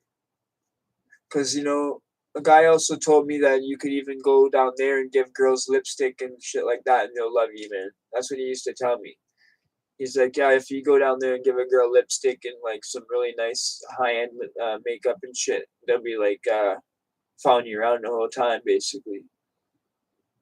And that's what he used to say. He's like, yeah. He goes, I fill up my suitcase with Nike shoes, this, that, and the third, makeup. I'm like, huh? Why would you want makeup? And he's like, oh, the girls. I give girls makeup. I'm like, oh, okay. It's a strategy. Okay. Real estate, that's where the money is. Yep, you're right. That's good. That's 100% where the money is. That's why I said it's not worth buying a car. Like, if you make some serious bank and shit like that, and you start making money, you don't want to go spend your money on a car. If you have like 100K, you don't want to go buy a car for 100K. As soon as you drive that off the lot, you're done. That shit's gone. Your money's gone. You want to put that shit down on a house. You know? That's what my goal is. That's my dream anyway, to purchase a house. I'm not buying no fucking Lamborghini or nothing like that. Before I would buy a house, I would buy a house first. Fuck that shit. Like, some people make a lot of money and they go buy a car, and they don't even have a house yet. They buy a crazy car, like $1 million car, or they put money down on it or whatever, or $100,000 car. Me, I'm content. If I buy a house, I'm content with a fucking any car. You know what I mean? I don't give a shit if it's a fucking $4,000, $5,000 car. I don't care. I'm happy with fucking that. If I can just buy it, I'd rather buy a house than just go and buy all my money on a car. Because that's dumb. And my dad always told me that was dumb and shit like that too. And when I was 18, I didn't believe him and shit like that. And I had money to fucking probably put down, not much. I had like 10K or something. He's like, you should put it down and try to get finance and try to buy a house. I was just like, stupid, this and that. You know what I mean? I should have kept saving till I got more. But anyways, I went dumb and I went and bought a car.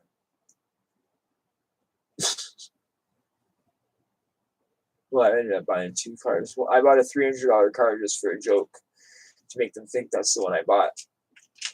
And then I bought a Cadillac too as well. I bought a Cadillac Fleetwood that time.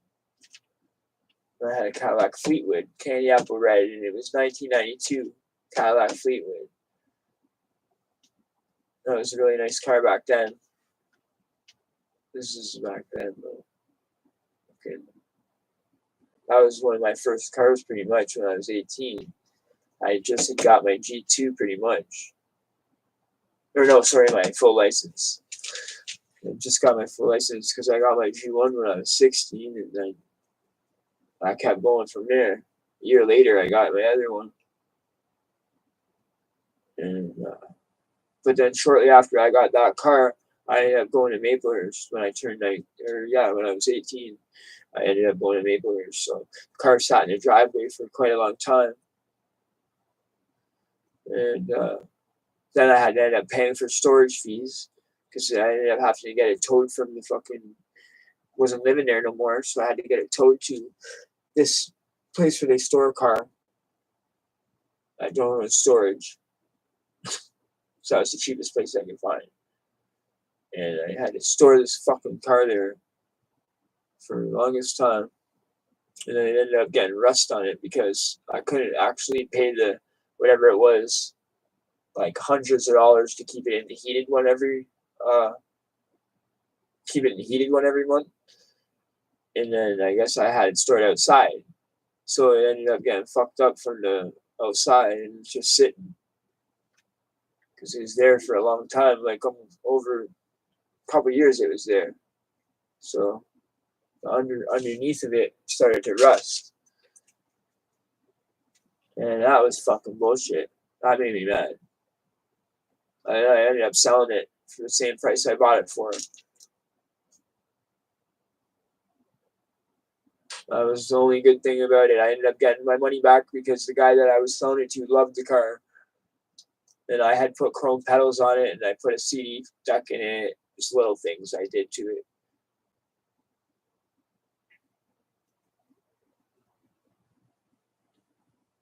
Nah, nah. I just had a fucking e-bike, and I had a 15, almost $2,000 e-bike, a 2021 e-bike, and it's on IG. I smashed it up the other 2 weeks, 3, 4, maybe now, a month ago. It's fucking demolished. So I'm gonna be getting a car soon. Look for a car now because I was driving that e-bike because I didn't need a license, I didn't need insurance, I didn't need nothing for it. So I was content just driving that around. But now that I fucking smashed that up, now I gotta get a car. Yeah, I almost fucking killed myself smashing the thing up. Thank God the thing got crushed and not me. You know.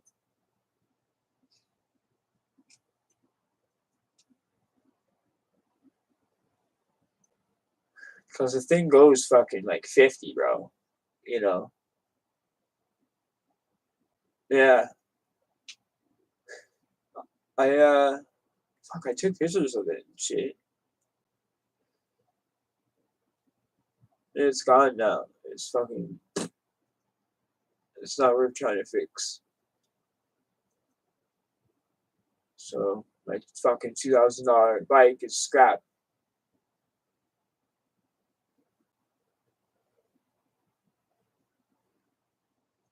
What happened was I was going too fast like a fucking dum dum, and I was really pissed off and upset and not looking and shit like that. And I ended up fucking doing something, hitting some curb shit and rolling over the handlebars, and the thing ended up fucking getting crushed. It was going like 50. So the thing basically was just going on its own. I went over the handlebars and shit like that.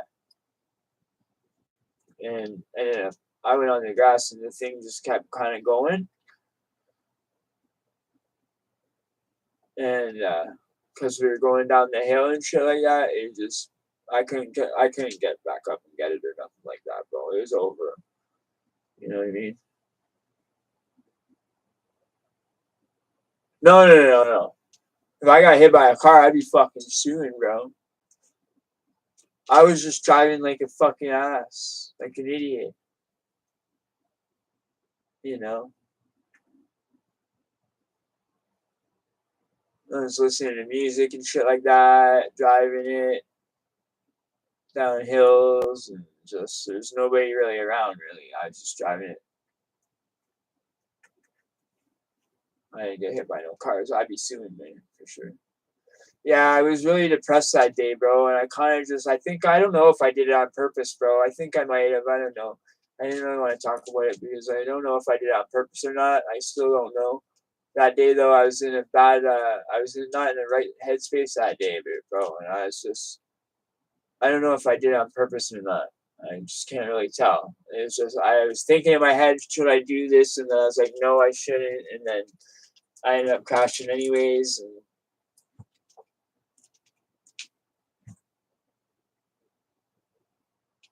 no, I had a helmet. I have a red helmet. I got a helmet. You gotta wear a helmet for real, dude. You fucking get hit by a car, you'd be dead. Those things, man. You go 50, right? There's a car behind you going 50. You fucking think about it. You get hit, you're fucking dead, bro. Those things are dangerous when you're going on the side too, because sometimes I'll go on the certain streets that are not more than I can go. Like if it's a speed limit that's too fast for me to go, that I can't make that speed limit, and the cars are going to be honking at me and this and that, I'm just going to drive over the shoulder or try to drive near the sidewalk or some shit. But if it's a street that's like 30 or 40 and I can go 50, I'm going to go the speed limit, and the cars, I'll be in traffic with the cars. And it's fucking dangerous sometimes at night and shit because the cars don't give a fuck about you, man. They think it's like they can just do whatever, just speed right by you, fucking you know, drive by when it's raining out and shit like that and splash you or some shit like that. They got no respect for people on the e-bikes. So that's why I think a car is probably better bet, because even though the e-bike costs no money and this and that, you get no respect on the road, man. You know, by the drivers. In my accident, I had no helmet, and what I meant, I died 3 times afterwards. My skull is made of plastic now. Holy fuck, bro. Are you for real? I got hit by a car once, broke my collarbone running from the cops outside a club. Holy shit. My ex-girlfriend is in bed, in my bed, bad night. Holy fuck, BK. Holy fuck, Nick. That's nuts, bro. Both of you. Well, when I was 9, I was in that car accident with my dad, and he ended up quadriplegic in a wheelchair for life. That was a bad accident too on Highway 48. The guy that hit us head-on collision, he died. It was a young kid that had his G1, and I guess he crossed over on a double solid orange line that it's supposed to be dotted or whatever. So you can't be crossing on a double solid. But he crossed on a double solid on Highway 48, where it's just a 2-lane highway, and he hit head on to my dad, and that really changed our lives. That's when my dad lost everything, because he was in the hospital for 2 years, bro. And he's paralyzed for life. You can't be a butcher when you're paralyzed. That's the worst accident, Eddie. Being paralyzed and stuff. Yeah, it was a bad accident. I got pictures of my dad in the harness at first with the halo screwed in his head, where it had to hold his head like that and shit like that. That was bad, bro. Fucking, and I ran up from the car and waved down the people to call the ambulance as a little child, man. Thank God you're actually all right. I can't believe that, bro, with your skull like that. Dude, I just heard some crazy shit on this fucking channel, on my boy's channel, Butter the Razor Wire. I heard about this guy that is a good friend of his that he did time with. Fucking he was in solitary confinement so long and shit like that. He's bit 2 of his fingers off, both his pinkies. Okay, I'm not saying nothing. This guy seems like a decent guy. He's highly intelligent. I'm not dissing on this guy. He's a really smart individual. It was a really good interview. This guy's got a crazy life story. You got to see it, man. He bit both his fingers off, but anyway, long story short, he also he took something and screwed it into his head until a piece of his chunk of his skull came off, and he put it on the grill, on the flap of the grill, until a fucking someone came by and seen it and yelled, "Ah!" The nurse got a guard and he was pulling down the blood on his face and shit. So that's the way I can describe what the guy was saying. It was a wild fucking story I listened to earlier when I was just getting up this morning and shit. And first, as soon as I turned it on, it was on my feed. So I pressed play because it's my homie's channel. I go support him and smack the like. Holy fuck, the story I heard, man. And this was his homeboy. And no one else would go in the cage with the guy. And Chad Wood. I'm telling you, man, it was an intense story. This guy took his fucking skull out. And that wasn't the only thing he did either. He did other stuff too. But, Jesus, man. But the guy's still alive to this day, and he's out now. He's doing good now. So it's an amazing story. He's out now. He's doing good in that. And he was there to be interviewed. It was crazy. That is nuts, isn't it?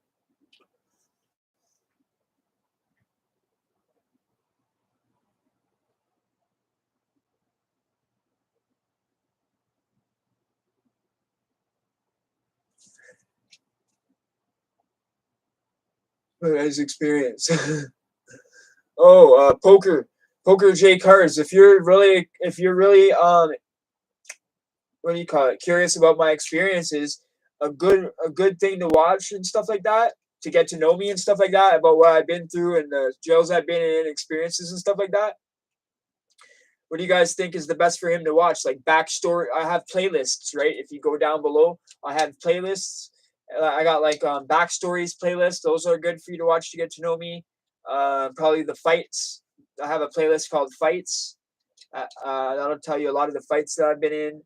I still been in more, but I haven't told those ones yet, but I told quite a few of them, probably at least 10. And it's not like I say I win all of them, so it's 100% facts. Trust me, go watch it, you'll love it.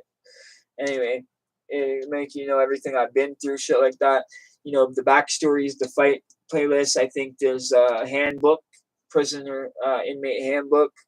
Um, we got the interviews, right? The interview playlist of all the different channels I've interviewed or been interviewed by. Um, we got a celly playlist that I talk about different cellies that I've had. Um, my music playlist, obviously, if you're interested in any of my music. If you're not, then just don't worry about it and don't watch it. Just avoid that playlist. Yeah, the playlist, bro. The playlist, you'll fucking be like, it's not just the little videos that you see on the uploads. You know what I mean? I got over 100 videos, bro. For real. Been doing it for a year now, or coming up a year in August 21st. You know, it's just when I started doing an actual schedule, I was like, okay, because I was getting fucking like a chicken with my head off. You know, I work full time. I come home and I do the YouTube full time and I do music. So I was getting to the point where I wasn't even sleeping like maybe 2 hours a night. And I was like, I have to have a schedule, man, or I'm gonna go nuts. So I made it so every Wednesday I upload a new episode, and every Saturday we go live. And if I do more in between that, I just upload more if I can. You know, in the meantime, I'll just upload other content if I create more content. But for sure, guaranteed those 2 things a week. You know, and we've stuck by that for 25 weeks. So I think we're doing pretty good. You know, and I've put other content out since that in between. And a lot of shit I've been putting on TikTok, guys, too. You guys should go check out my TikTok, man. I got over 300 followers on TikTok recently. I hit like 3 or 18,000 views in one day or some shit on TikTok the other day, like a week ago. So we did pretty good there. So I'm just trying to get exposure for the channel, right? Don't tell them. We don't give a fuck about TikTok. We just want to bring exposure over here for us. No, I'm joking. Whatever's gonna bring the bag, baby. You know what I'm saying? I don't give a fuck, bro. Like IG monetized me to do shit, to do certain things, like to, you know, to do affiliate shit with the brands and shit. So I'm not monetized on YouTube though. I'll monetize with any platform. You know what I mean? I want to get it for all the platforms. Right now we're on every platform. We're just only monetized on IG. And FB. Sorry, we're monetized on FB and IG. This is a meta business, and they're both owned by the same person. So it's like my FB and IG are connected to one. They're both connected together, like synced together. And it's like one business more or less. You can go to it and actually hire me to do shit. Like there's certain things that I have over there. It's an actual business, registered business. You can hire me to do certain things over there. There's 3 different things you can hire me for. Voice acting. You can hire me to do what is it? The one-on-one. If you're gonna be first going to prison or first going to jail, and you want the one-on-one course shit like that. Like consultant one-on-one, like the cam face-to-face and shit like that for people that are just going there for the very first time and they want to get like all my experiences, like go over with them to make them comfortable, so when they go in they don't feel like they're gonna be fucking whatever. Like a guy was telling me the other day, oh man, I feel like I'm gonna get killed if I go in there, bro. He goes da da da da, and I'm like, yo, you need my course, fuck, you know. And what I do is I give them a fucking test at the beginning, and then I see where they're at, you know what I mean? In their knowledge wise, right? And then after I'm done with them, I give them the same test and see where they're at. They should be passing it all. At first, they're probably going to fail everything. You feel me? This isn't for people that have been in there before and know the work, know the ins and outs, and have been in there in the pen and this and that. This is for people that are going to jail for the first time. You know what I mean?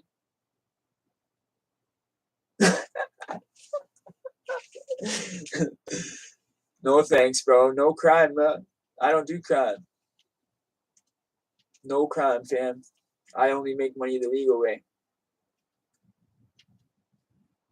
Or I do the fucking other shit to make money, a little bit of money too.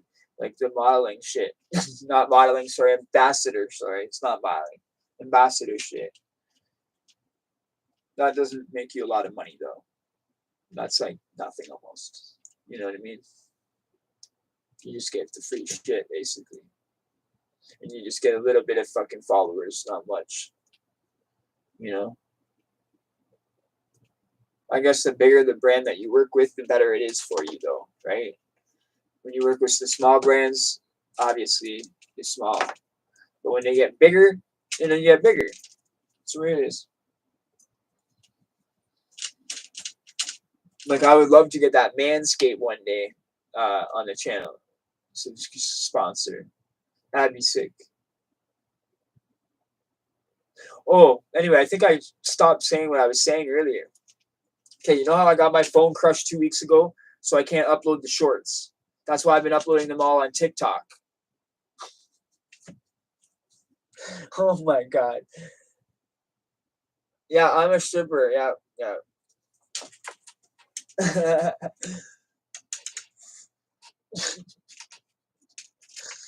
Oh my god, Jessica. If I was. No, never mind. I know. I'm just joking around. Oh my god. That's. If I could put an emoji up right now, it would be the one with the cheeks going like red right here. Okay, so. Red polka dots, last few messages, very suspicious person. Huh?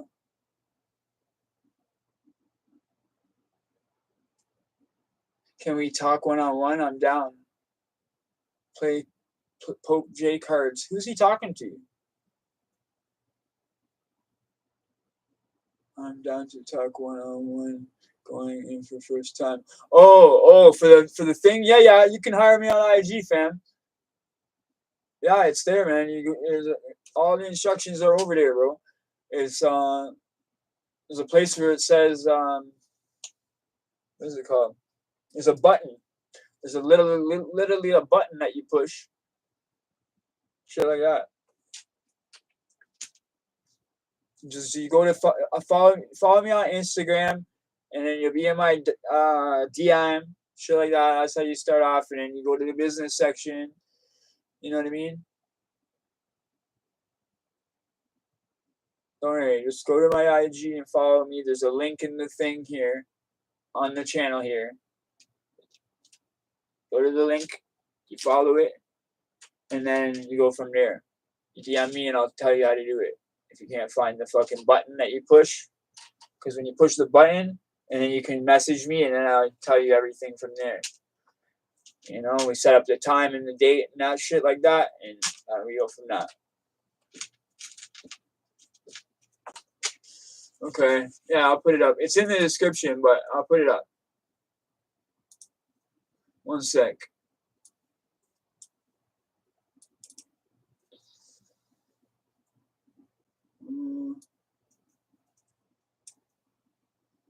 One sec.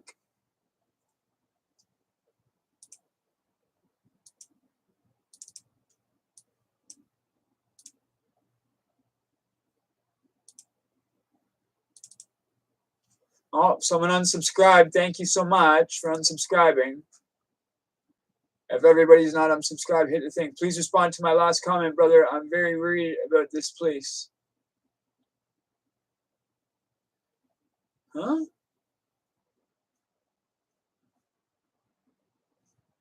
Poker J cards. What do you mean, bro? Worried about what place? Oh, the place that you're going to be going. Okay, I get it. Never mind. My bad. That was a private message. My bad. Okay, hold on. Let me get this Instagram.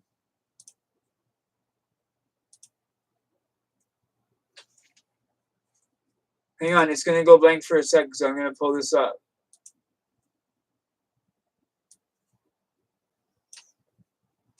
I believe...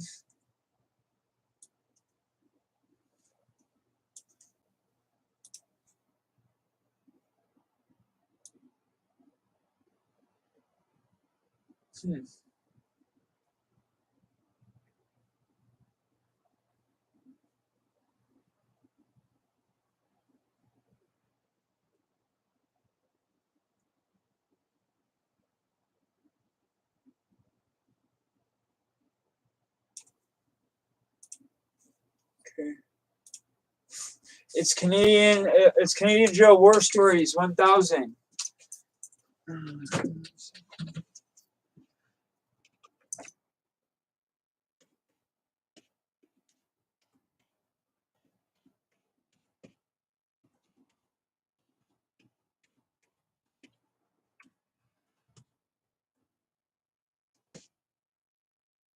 Oops. Damn it. Why did I space that?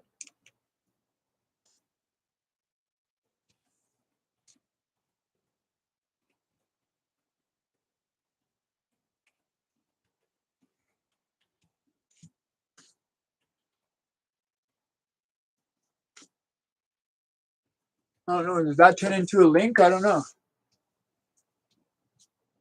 I don't think it did.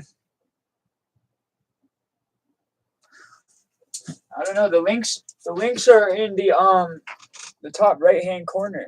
I don't know how to get them in here. Do you guys know how to do it? I'm not sure if you can get it from that. I don't think that's a link.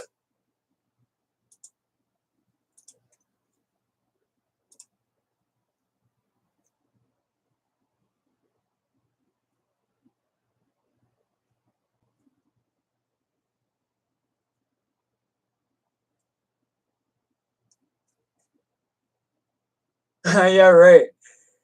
No, I'm growing my hair for the music video, bro. I'm gonna put it in braids, homie, for the music video.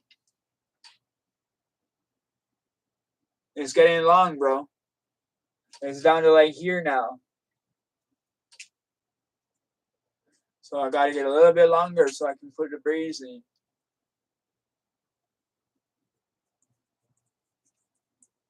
Bronco the stripper. I got it's good enough info though. Okay, yeah. Type that in. Yeah, exactly. Yeah, if you type that in, I'll pop up for real.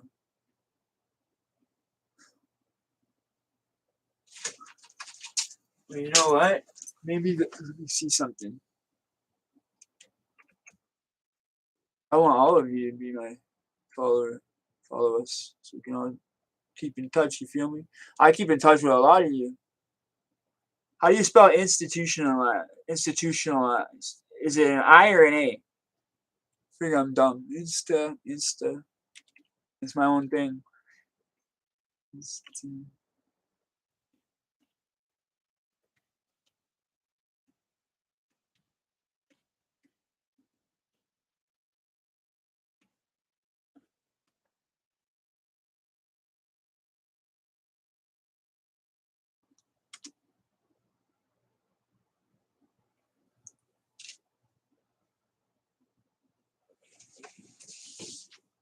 Yeah, you did?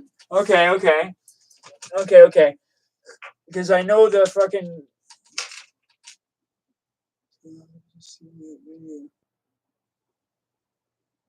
I just on IG. Yeah, because you already follow me on IG too. We follow each other, so it's easy to find me on there. And there's a link on everything, man. There's links to everything, TikTok, everything, and the TikTok's got the links to everything. Everything's all linked together. And I have a new website now too called Linked. I have a website called Linked where all my websites can go to, or like it's like a landing page where I can put stuff up there. I can put different announcements there. I can put all my links in one spot for you guys. So I'm trying to get all my links onto that linked thing. I've got a few of them over there already. That's the plan, to get them all over there.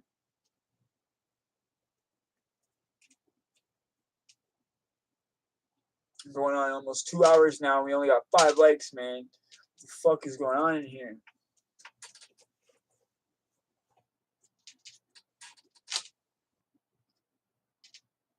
She needs to come here to me, bro. Well, that's her decision. Just because you want to see that video, sure. Is Bronco and Jessica gonna F already or what? Yeah. I know, it's like a love connection. I'm telling you. Yeah, that's how I found you back then. Oh, okay, okay. Thanks, bro. Nick fucking did a huge solid the other day, man. Fucking last time we went live, fuck, the feed went down and the whole chat went down, and fucking Nick was messaging me on the IG and it kept going off, so I would see what he was messaging me on IG, and he was telling me everything going on. He saved the chat, man. He saved the fucking video. Thanks, Nick, bro. LTF, bro. LTF. You know? Yo, this is how we throw up the LTF family fucking sign now, okay? LTF, okay? Like that. LTF, okay? That's how we do it. That's how we roll. The LTF chat.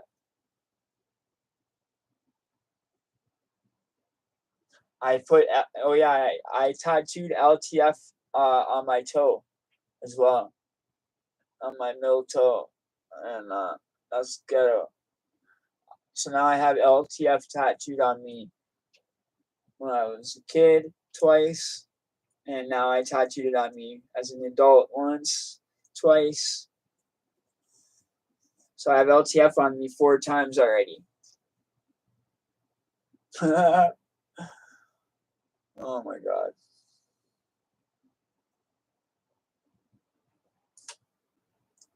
Fuck. I'm fucking running behind on all the tattoos I'm supposed to be doing too. I fucking haven't had time. Yesterday I put the ink out and shit like that. I ended up wasting ink because I fucking got busy. I was supposed to fucking start tattooing, and then I ended up doing a little tiny star on somebody. And then I was like, ah, fuck it. I don't want to go, and I just chucked everything out. And I didn't want to set everything up again. Remind me, what does LTF stand for again? Loyalty to family, loyalty, loyalty, loyalty to family, loyalty to followers, loyalty to family and friends. I just followed you. How do I set up this chat with you, bro? Okay, wait till I'm done the live and then DM me and I'll explain it all to you. Okay, brother? The live ends. We do 3-hour lives. It's been 2 hours. Okay, bro? There's a button thing. There's a button that you push and then it shows all the things that you can hire me for, and it takes you to a certain chat. But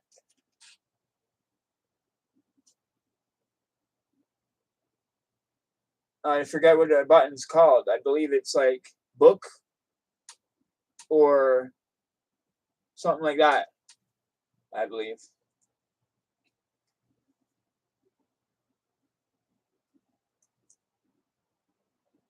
Yeah, I believe it's book. You go to the button. There's a button book, and you push the button called book. I believe that's what it is, bro. And then it takes you to a chat. But I'm right here right now, so I won't be able to pick it up. But you can leave a message there, and I get back to you. But just leave a message in my DM too, and I'll get back to you as well.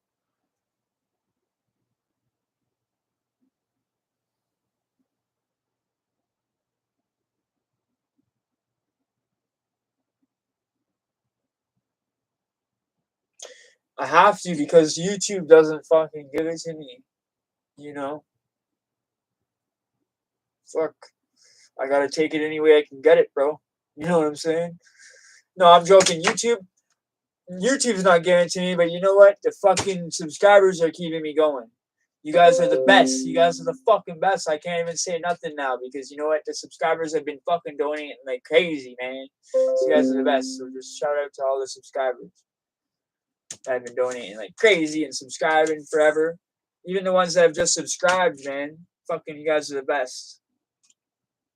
I sent you a DM on Instagram. Okay, thank you, brother. Thank you. No problem. I'll get back to you ASAP as soon as I'm done the live, man. All right?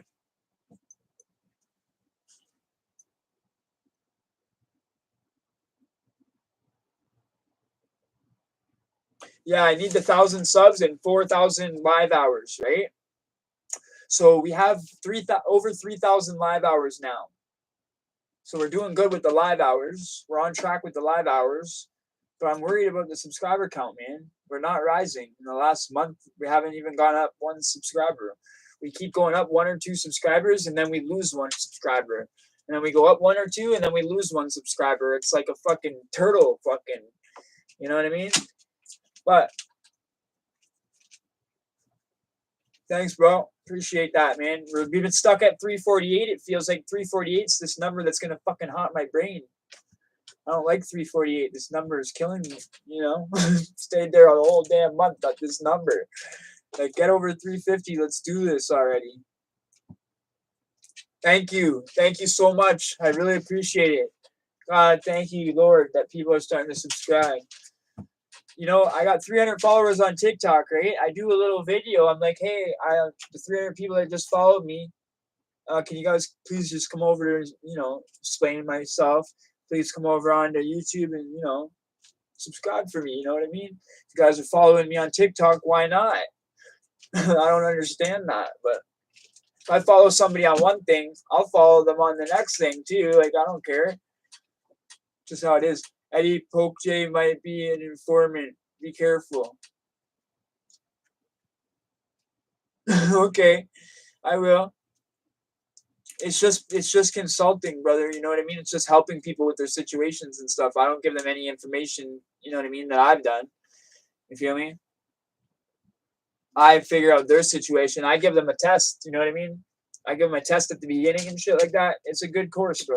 It's a legit actual course and shit. I give them a test at the beginning to see where they're at mentally with like with how much they know about jail, and then I know where they're at. And then by the end of it, they should know all those answers that I have on the test. You know what I mean? It's a pretty good little thing that I made up. So up from Van City. Van City in the house. Thanks, bro. I love when people say where they're from. That's what that makes my day, because when I know where people are from in different parts around the world and shit like that, when people are like, "Oh, I'm from here and there in the UK and London and different parts of the world," it's like, holy shit, I'm actually on people's fucking feeds, different places in the world. It's blowing my mind, you know? Just because when I started this thing, I didn't think that it would actually, you know, be anything. And then I ended up having people coming and stuff like that wanted to watch. And I was like, holy shit, this is crazy. And I got to know a lot of you, man. But it was all when I went to Doc TV 813 for the interview. And then a lot of you seen me on there and said, yo, you need to do a channel. And I was like, you know what? I just put out a song on a channel that I just made like 2 days ago. And I said, all right, I'll do it. And then we did it. You know? That's how we started last August 21st, man. Fucking gonna be a 1 year birthday. Shit, that's crazy. I'm not getting any short videos from you. Yeah, okay, this is what's going on with the shorts, everybody. 2 weeks ago, my phone smashed. I didn't know you needed a phone for shorts. So when I put all the videos up, I just loaded them up like normally you do. I thought they automatically went to shorts if it was under 1 minute, right? So they just went up to the normal upload. So they're not in the shorts algorithm. So once I get the phone, then I'm going to, there's a way that you can, with your phone, go to shorts and switch them all over there. So I'm going to have to do that. I didn't finish what I was saying earlier about the $500 donation that we got the other day, last live, which fucking really, really saved this channel to be able to do this video, the music video. It was the reason why we could do that cooking video, the last cooking video I just did. It's the reason why we have the new webcam coming and the new camcorder coming and the new phone coming, right? It wasn't just the $500 donation. It was a bunch of donations from another person as well. Shout out Anna and shout out Maddie, right? So that's just, it's a godsend, bro. Like, and I'm so grateful, you know what I mean? Because we haven't made a dime on YouTube. You know what I mean? I've put in thousands of hours, you know what I mean? Hundreds of videos. And finally to get some recognition for it is really, really, really, you know, got me on the up and up. You know what I mean? And I actually have faith and shit like that we're gonna make it, because like I can only afford to pay all the rent and bills here, right? So I couldn't fucking get ahead, bro. I couldn't get the video. I couldn't get the webcam. We got this shitty ass webcam. You know what I mean? It zooms in and out when it wants to. It's fucking 720p. And now in the mail, we got coming. I ordered in the mail. That's going to be here this month for sure. I think it said the 26th. It's coming. By the 26th, it said for sure it's coming. And that's the like date that it gave me to tracking for. And we got those 3 things coming, man. I'm so happy about it. The camcorder is a 4K camcorder with it's a little one, 4K camcorder with a touch screen. And the other one is a webcam that's 1080p, which is a lot better than 720. And then a little $100 Android phone that's like up to date for nowadays. Anyone in the chat got Snapchat? Canadian Joe War Stories, Snapchat, Canadian Joe War Stories. We only got 2 followers. We got Twitter, 2 followers. We got Canadian Joe War Stories, every platform. But we might Twitch, 2 followers or 5. Instagram, over 150. TikTok 300, and YouTube 350. TikTok, I've been putting out fucking 30 videos in one day on TikTok.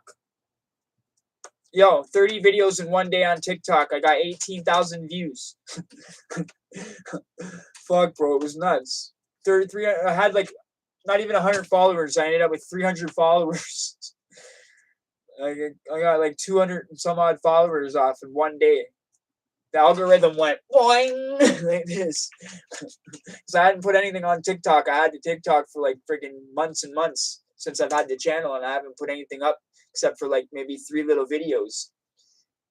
And all of a sudden I put all that stuff up, all these hint videos and shit about Toronto jail hints, just videos under a minute long. And then I put all my like behind the scenes rapping and shit, just takes that aren't like, you know what I mean? Rough cuts, more or less. Shit that's not going to be like a final song and shit. I said, fuck it. You know what? I wanted to put this on the channel, but I said, fuck it. I'm just going to put the legit finished songs on the channel, the best that I can do on the channel, and I'm going to put these on TikTok. Fuck it. You know what I mean?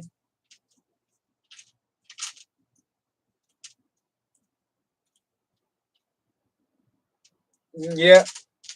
For sure we do, bro.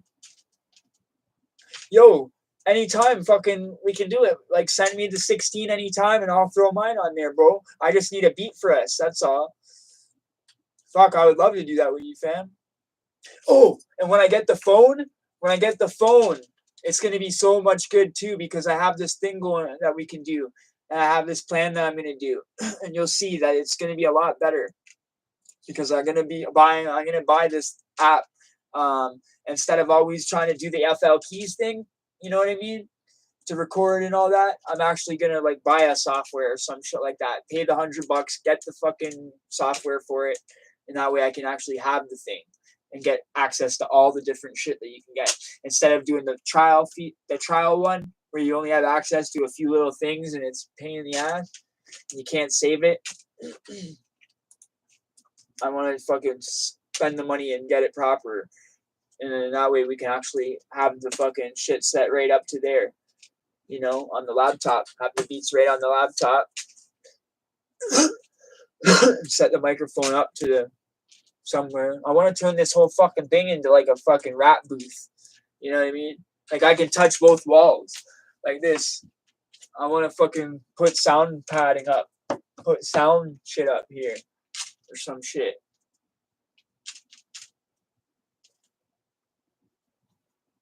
Yeah. I'm down. I'm fucking down, man. You know? I put LTF up here. Like homemade people pillows and shit. So I don't care. It's just white. I put the white walls in the background because I wanted it to look professional. You know what I mean? So that's why I got this area over here. It was a little game room where I play my video games and shit. Hey! Hit that like and subscribe. Support my homie's channel. Hey, Cuzzo! What are you saying, fam? Yeah, that's Cuzzo, everybody. Fucking for real, fam. Hit that shit, bro. Everybody, smash the like, man. Fuck, 7 likes, bro. We always get 20 likes. Fuck, for 20 weeks in a row, we've had 20 likes, man. Come on, let's get this shit popping. See, bro, told you. Yo, thanks, Sam. Thanks, Cuzzo, for showing your support, bro. It means a lot, man. For real, it really does. I added you on Snapchat. Okay. No problem, no problem. For real. Yo, we got 10 people here. This is getting live in here, man. You added me too? Okay. I want you guys to hit the sub button. And you guys did, so thank you very much. Whoever hasn't hit it, hit it. And, fuck, man. Cuzzo the Loke is in the fucking chat, man. I can't believe it.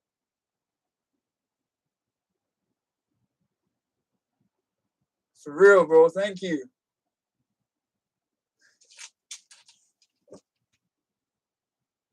Oh, respect, fam. Respect.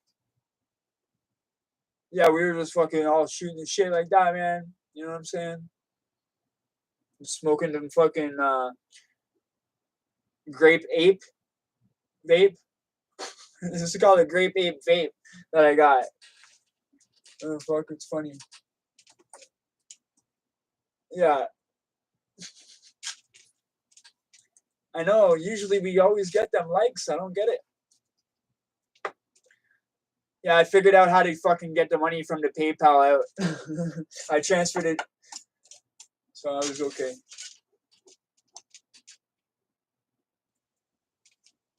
Yeah, for some weird fucking reason, they said because not every state is legal. And the PayPal's a United States company, and not every state's legal. So they're not allowed to buy weed with PayPal. Did you know that? If you try to go to a pharmacy, or not the pharmacy, the stores that you go to, like the dispensaries, they don't allow you to pay for it with PayPal, bro. It's weird. That's your money. I don't get it. But whatever, there's always a way, you said, so I figured it out. You just transfer it to your fucking bank and then you just buy it from there. So it's all good. Yeah, man, fuck, we gotta do that content. Yeah. All the family is equals, bro. We broken misfits, bro. Loyalty to family. That's my chat is loyalty to family. You know what I'm saying? Loyalty to family, bro. And the family is the fucking broken misfits and the LTF chat. Yeah, everybody subscribe to my homie's channel as well, bro. I'll edit this video and I'm gonna put at the end of the video mine and Cuzzo's. I think mine's up there all the time, but you can put a little button at the end of the videos. I always put Cuzzo's button at the end of a lot of my videos, guys. So you guys just smash that shit for him.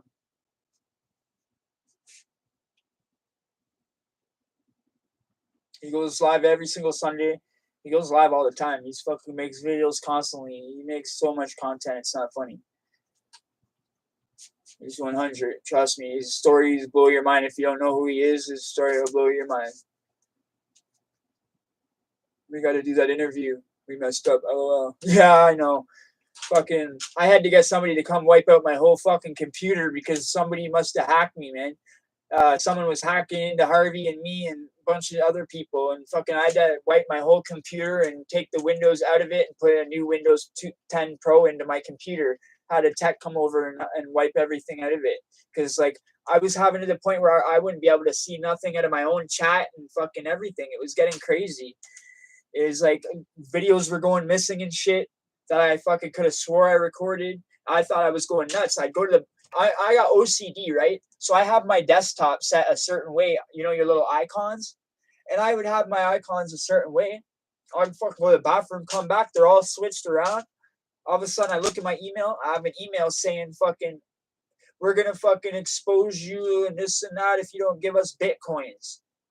I'm like, you're fucking talking to somebody that's fucking a convict that's poor. Are you fucking retarded? You trying to extort a convict? That's the stupidest shit I've ever heard, man. Like, I'm just trying to make it. I don't even have money, bro. I don't got money like that. I don't got bank accounts like that online. I don't got none of this shit. And then the person didn't message back, but they're like, I know that's who it was. This fucking person said, we got control of your shit. Yeah, you got to pay us.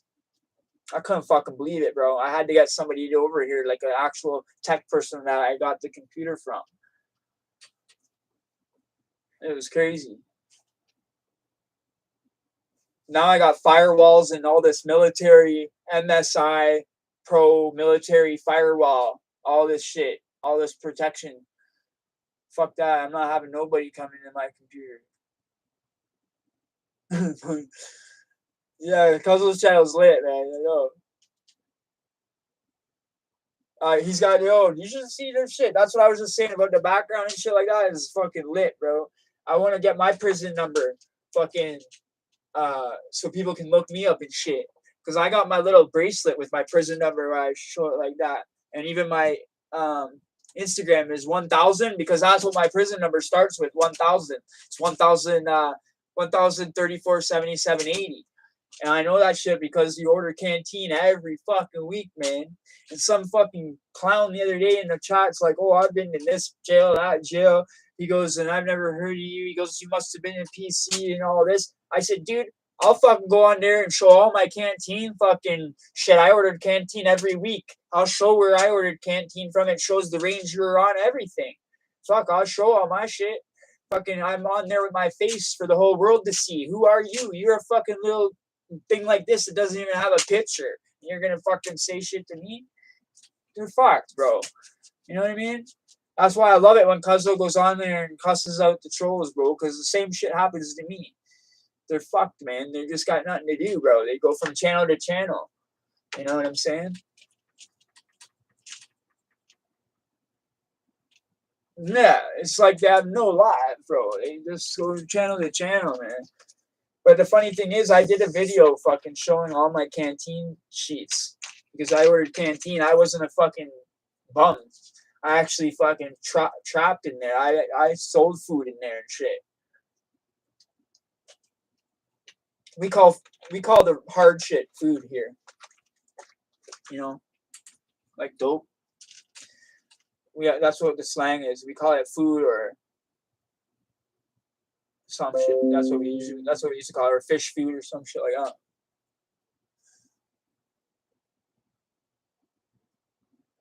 Cuzzo, a real one. His short videos are on point. Oh yeah, 100. Yeah, we call it hard. Exactly. Cuzzo needs that wrench. Oh yeah. Fucking right.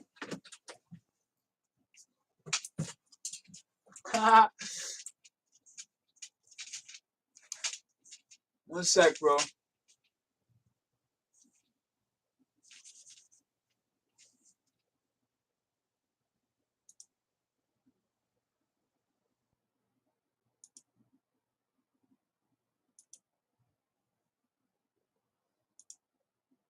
Okay, there. Okay, there. Yo, I had loyalty. I had this shit here, but dude wanted me to put the camera a little bit lower. I had it like that, right? LTF and shit like that. But whatever, it's all good. What are you guys sipping on? Anything? Smoking on? I know you're smoking on or something. I don't drink, but I like to know what people are doing on their Saturdays. What are you guys all doing in the chat? Who's drinking what, man? Tell me what's up. Who wants to know what a story you're? Just tell me what you guys want to talk about.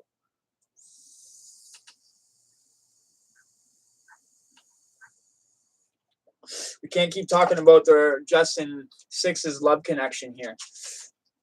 We got to talk about jail shit or life shit or whatever anyone wants to talk about. But it's not a love channel. I'm just playing with you guys, man. You guys hook up in the chat all you want. Fuck, I don't care. Fine, I'll drink a beer, he says. All right. Nah, but it ain't hard looking people up, especially after having to do it for 11 years straight. But yeah, what's Canada prison yard like? The fucking It's all concrete, bro. It's basically all concrete, and like the jails I'm talking about, right? The jails is just basically all concrete, a big square concrete like this with like a dip bar, and then the top of it is just like it used to be a mesh, but people kept throwing over fucking packages back in the days, so they made it like well, in the hole now it's just little pinholes like this, a metal grate with little holes like this, right? But it's just a little mesh. So you only basically have the roof in the yard. That's actual fresh air. That's the only fresh air you get. Is basically from the because this is all like an enclosed, basically square. Basically, we play like fucking with a sock. We make like a sock sometimes. We play like the football in the yard once in a blue moon. You know what I mean? They play the soccer out there, shit like that. But see me, Cuzzo, in Canada, the prisons in Canada are different than the way it works in the States, okay? In the States, the prisons is like anything over a year, you go to prison, right? It's not like that here. And then you guys have the feds and the other way you guys do it, right? You can go to the feds or like the other thing, the state. See here we got provincial and federal, but it's different. It's like, okay, our provincial system, you can do up to 2 years in there if you're sentenced. But if you're not sentenced, you can do 5 years or more in our provincial, right? So guys, back in the day, it used to be a 2-for-1 back before Harper came to be involved in the government. So we used to get 2-for-1 for every day, which was called dead time. So nobody wanted to plead guilty to go to the pen or nothing. We would sit for 2, 3, 4 years sometimes and get double the amount of time for it and just plead guilty the day that we had enough time to get time served. And then we'd go to the court and get time served. So that's what I do a lot of time, just with nothing, no TV, nothing, just straight orange jumper like you guys do in state, like a Rikers Island type shit. You're in that kind of jail the whole time. That's where I've done all my time. I've never really gone to a pen before because I've always avoided that. Because say if they wanted like 4 years, I would do the fucking 2 years and then go to court and plead guilty, and it would be a 2-for-1, and I would get the 4-year sentence. And then the 4-year sentence would go on my fucking record. So it looks like I've done double the amount of fucking time that I've actually done. You know what I mean? I've only done like 10 years, but it would probably say way more because if I did 2 years, it would say 4. You feel me? So I got out of a lot of fucking pen bids that way. Or I would have gone to the pen because in the here you gotta be 2 years or more sentenced to go to the pen. And that's the federal. So it's a little different here. That's how it works here, guys. If anyone's from the States here.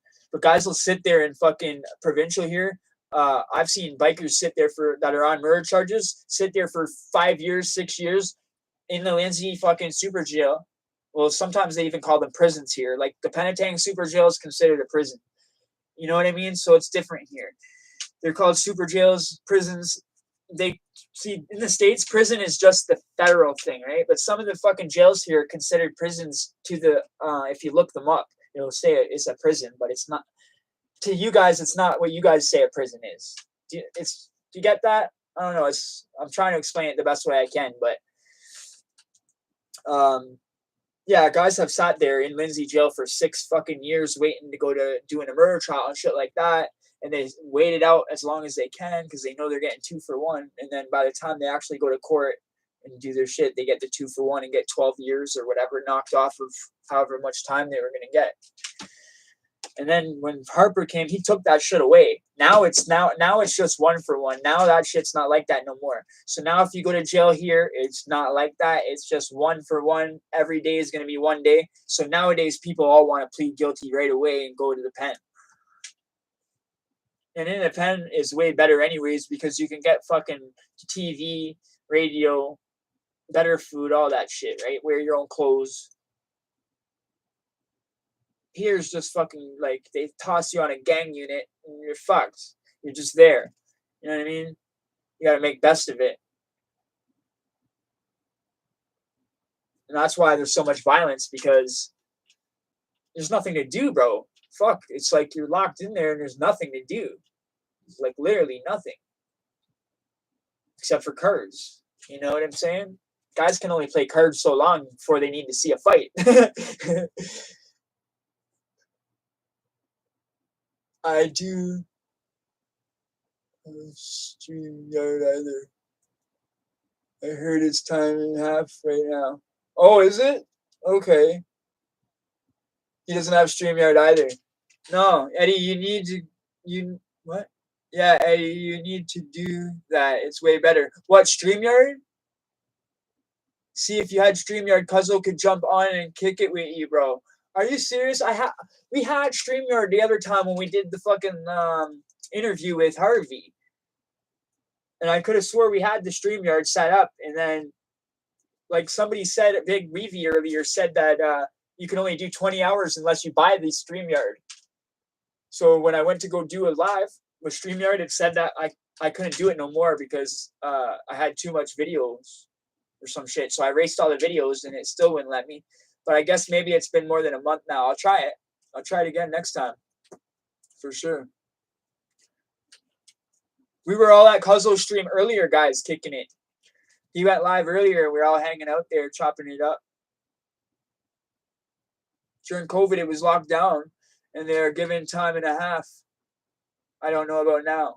Oh, I guess so because of COVID, right? I'm assuming COVID's getting a lot of people out. It got Cuzzo out, and I heard it's been getting a lot of guys out here too because it's too overcrowded. Like sometimes we'd have 3 to a cell, homie.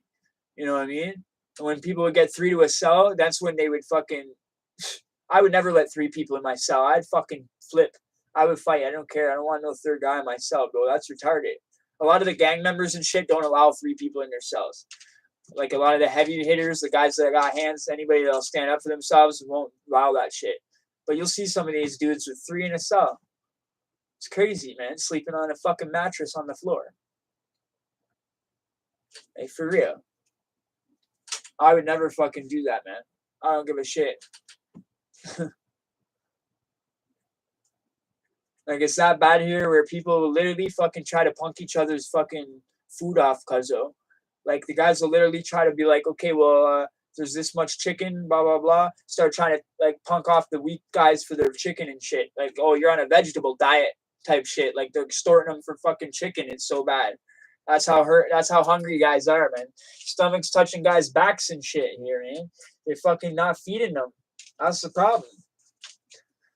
It's ridiculous. I'd refuse the third dude every time. Fuck that. That would drive me crazy. Yeah, you can't walk or nothing. Never more than one in myself. Fuck that. Yeah, no way. Yeah, they do that too in the States. Yeah, that's fucked. Nah, that's bitch shit. Especially in the Don jail, they used to put the fucking mattress right under the bottom bunk, bro. And the bottom bunk's only like that far off the ground, man. Fucking rats and shit in the Don jail, bro. Like, that's fucked.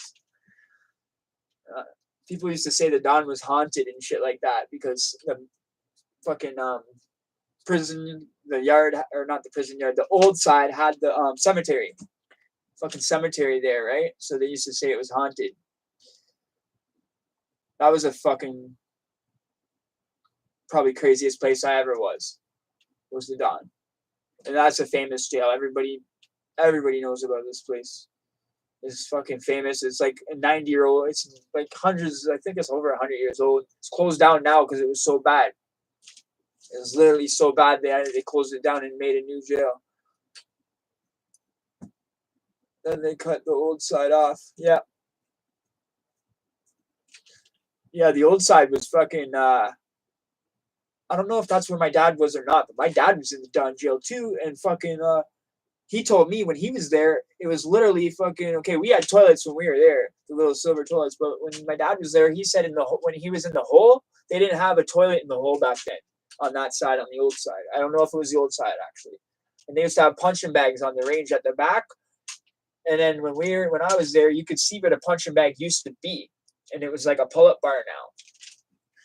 And guys used to hog tie dudes and fucking string them up by the fucking pull-up bar and shit like that when they're trying to fucking, I don't know, do whatever, get information out of them. I don't know what they're doing, but I stay out of people's business. So, but I would see people getting hogtied and fucking up on the fucking bar sometimes.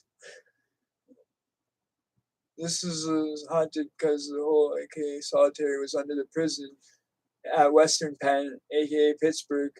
There was a flood and everybody was drowned. Okay, that makes sense.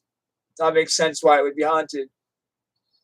There was a reason why the down people thought was haunted too, but I forget. But it's such a historical prison. Fuck, man, I want to start doing research on how it was back then, man. You know, I think you can even go and visit it now. I'd like to try to do that because it's empty now. I believe it's just like a tourist thing now because they can't shut it down because it's too old. It's like a historical site now or some shit. Toronto South was letting my homie out 1.5 to shower. Okay. They did that during SARS. Remember SARS? That last shit that was like kind of like COVID.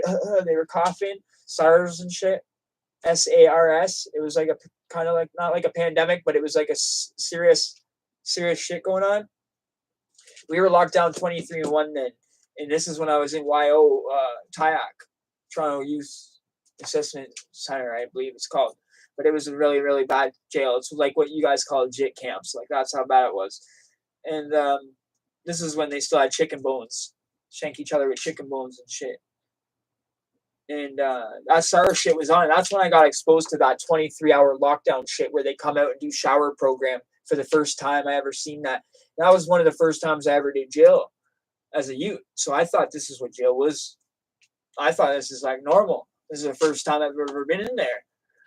So I thought that was like the normal way because I didn't know anything else. I didn't know how any other jail was.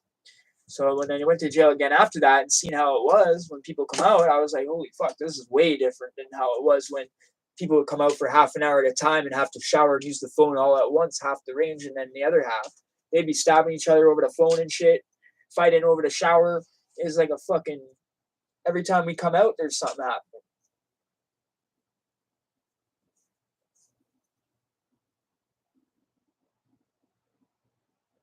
And obviously then, a lot of times they don't fucking find out. Or they just don't care because you're already locked down anyway. They can't really do anything. You know what I'm saying? The whole jail is locked down anyway. You ever watch that Biz Loke video? Fuck the South, Toronto rapper? Biz Loke video. Nah, 6. At Bronco.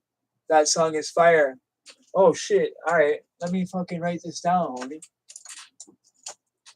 I want to hear this shit. I like when you guys tell me this shit. Biz Loke. Oh, so he's a Crip? That sounds cool. I'll check that out. Biz Loke is hard, he said? Eglinton West? Okay. Eglinton West Crip? Alright. Eglinton West Crip. Okay.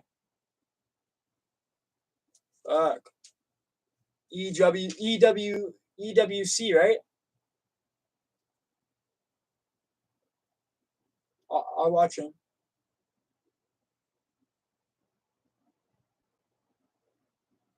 Yeah, we have a lot of Crip in Toronto. So many different sets here, man. We have a lot of sets here. Toronto fucking went crazy with fucking gangs in the 90s, bro. It just went crazy.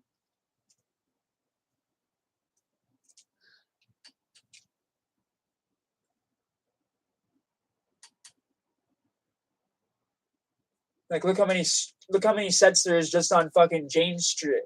Just on Jane Street alone.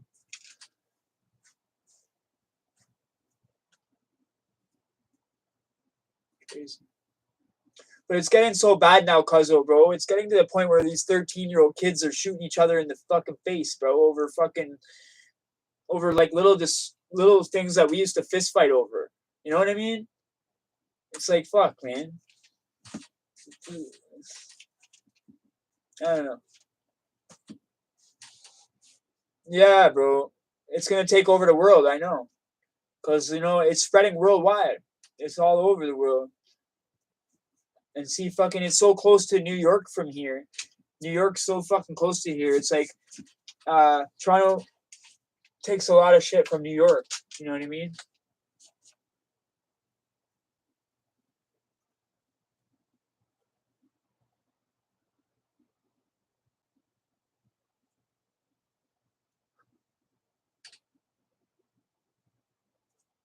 The very first fucking set that ever came to fucking Toronto was fucking in Rexdale.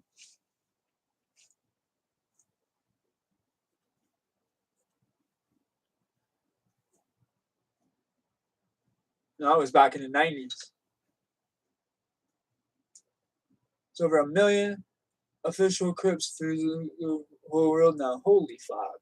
That's crazy, man. That's a big gang, bro. I know it exploded, bro. It was crazy. The explosion in the 90s was just insane. And then the 2000s, and then the jail shit, it just, the amount of people that are in jail, it's just fucking, that's how it all happened because so many people are locked up, man. You know what I mean? It's just fucked. So a lot of people fucking had no choice. They don't have nothing to do, bro. You know what I mean? They're in these government housing projects they grow up in. And fucking, they grow up in the government housing projects. They see all their homies doing that, all the older guys standing out there on the curb chipping up crack and shit. And they see them, get a Lexus when they're 20 years old, fucking chipping crack, and his mama can't afford fucking even food in the house. What do you think the little fucking homie's gonna do, bro? He's gonna go get an 8-ball from the big homie and fucking start chipping. You know what I'm saying? He's gonna start flipping. He's gonna start trapping. And that's how I fucking started doing it at 12 years old. And it's not fucking cool, bro. It's not a fun thing to do. And then these kids do this shit. And then it's like you're 13 and it's like you think you're so cool, you're going to shoot someone in the fucking head because if they fuck with you. It's just, now that I'm older and look at it and been on jail this whole time, it's like, fuck, man. I don't want my little nephews and my little cousins to do that shit. You know what I mean? I want them to pick up a microphone or fucking sports or fucking something, anything but fucking that shit, bro. You know? It just fucking leads to one place. That's why me and Cuzzo are all getting legal money. You feel me, guys? I won't fucking go near dirty money. So many times I've been broke and be like, fuck, payday's like 5 days away. And I won't fucking go down to the hood and go get a fucking, I could go down there and tell one of my homies, yo, give me a ball, give me a quarter, give me an ounce. And they'll give it to me like that. Say, no, I'm a fucking I'm good at selling. They know I can come back like a fucking next day with it money. And they know I can go to different places that I know and get rid of the shit quickly. You know what I mean? I can go stand on certain corners that I know and no one will say shit to me. But the thing is, I won't do it. I'll fucking sit there and struggle now. I'd rather struggle now than fucking go do that. I swear to God, bro. That's how it is. Swear to God. I won't fucking do it. I've been fucking sitting there like to a point where I've had devils telling me, go do it, go do it, go do it. And I'm just like, nah, fuck, like get out of my fucking head. Like, yo, get away from me type shit. Like just trying to shout out to one of my friends, like, yo, I need to talk. Like these fucking devils are on my back telling me to go get fucking a spot, go sell drugs again. I won't do it though. Because you know what? That led to jail every single time.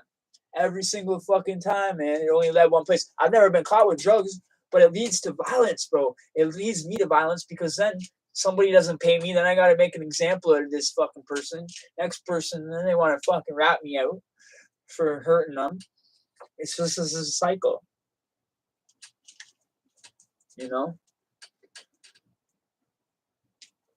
And that's what happened a lot of times, man. Fucking get ratted out. A lot of times I didn't even get caught doing nothing. I get ratted on. And that's the whole problem with today's society. It's fucking too many rats nowadays. So you can't really fucking do anything anymore and get away with it. Too many cameras, too many rats. You know? No one sticks by the fucking shit no more. Yeah. Well, exactly. We can get whatever, but in the end, it goes to the government. Exactly. Exactly, Cuzzo. We could get whatever and we could sit there for 3 years and build it up and even fucking buy a car, a house, and they're gonna take all that shit from us as soon as we get arrested, bro. You know what I mean? And they're gonna look into our fucking taxes and shit, be like, this guy doesn't even fucking pay taxes, he doesn't have money. Where is he buying a car and a house? Like, you know, you have to put in someone else's name, all that shit. So it's like, you know, it's hard. It's really hard to do that shit nowadays, man. I'd rather just get the legal money. That way they can't take it from me. You know, no one can do shit to me. It might take a little longer, but that's why we're fucking doing this shit for, man. This hustle, this grind, you know? I'm not gonna stop.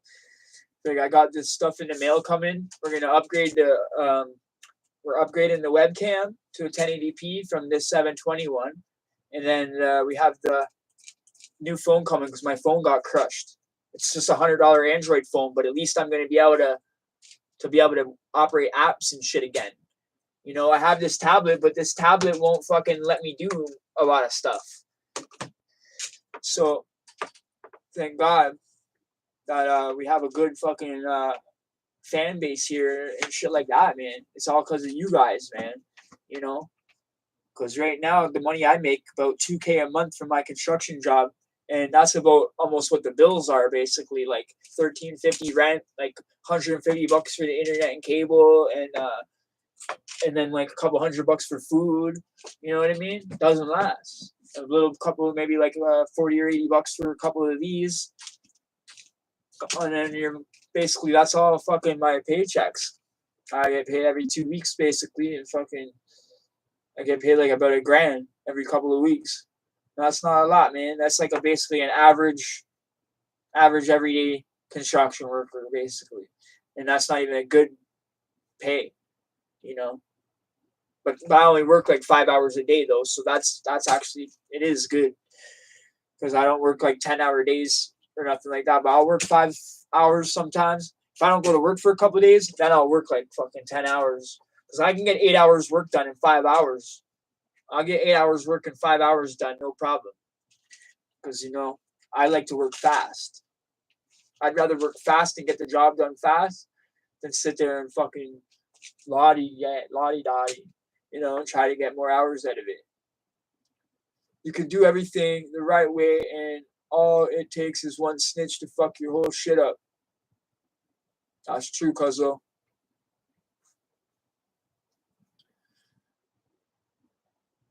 It's not like it was no more. I know it is over. It's fucking. It's sad, man. Because back then it was like a code of silence, bro. Like that omerta thing that you have, I like that because it's like the code of silence shit, basically, right? Like the mob shit. Like you're Italian. Fucking, I used to watch all those movies, man. My dad, when I was a kid, my dad had all those movies on VHS, and I used to watch like Casino and what is that other one? Godfather, Casino, fucking you know, all the good ones, bro. Who knows another couple of good ones? And then I have like almost every 50 Cent movie. I like 50. 50's very intelligent, bro. I heard you said you read 50's book. 50's book is fucking, yeah, this man's intelligent. That's why he's fucking doing so well right now. It's a good person to listen to. And then the book Secret and the book Power, those are crazy books that you speak it into existence and shit like that. With a secret book, that blew my mind when I read that. That was crazy. You guys should read that. Anybody that wants to enlighten their mind about speaking things into existence, you know, like how we are basically not giving up. You just keep doing your shit. You know what I mean? No matter what, you don't give up. No matter what nobody says. You know what I mean? Keep speaking into existence. You're rapping as if you're already a millionaire. You feel me? Fuck them. You know? Speak it into existence, bro. Shada's is a classic. It's half in Jamaican, half in Miami. Oh, huh? Okay.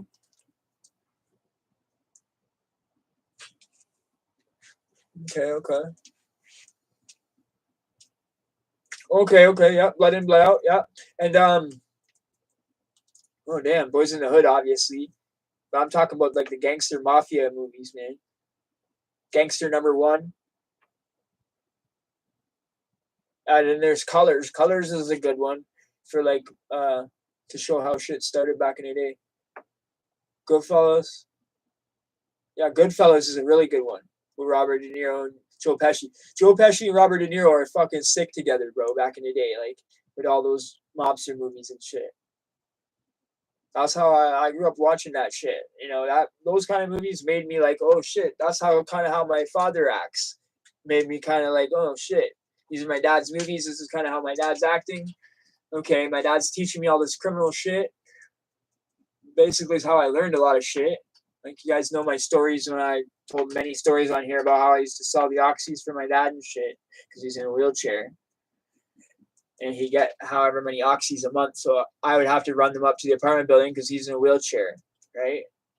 He could easily get robbed, or he could easily fucking not even get up the stairs because this fucking couple places don't even have an elevator. So I would always go do the fucking deal for him. And I was only a fucking little kid. Hey, little kid, man. Like I'm talking like 12, you know, driving for him. Like, yeah. My dad passed in 2014. God bless and rest in peace. But you know, he taught me pretty much a lot of criminal shit. Like that's basically how I got into criminal activity. It was my own father. So I have a lot in common with you there. And about his butcher store, all the shit he used to do there. I won't even talk about a lot of it, but it's pretty crazy stories I have told about the crazy woman and shit beating herself up. Fucking schizo lady that used to rent a room in his basement. Because, like, okay, he had the butcher store and he'd rent to all the welfare junkies and shit. Right? So when I was a child, he'd go collect all the rents from these junkies and welfare junkies, and I would see these people, and it was just like, holy fuck, you're a little kid and you see people like that, you're just like, holy shit. This is like what you see in a movie or something. Belly is my favorite movie with DMX, Method Man, and Nas, yo. Yo, I have Belly over there on the mantle, homie. Fuck, Belly made me and my homie go and do some crazy shit when we were kids. Belly is a wicked movie. We wanted to be like, do everything in that movie. We were fucking trying to do that shit like dime bags and shit. When that movie came out, I must have watched it so many times, bro.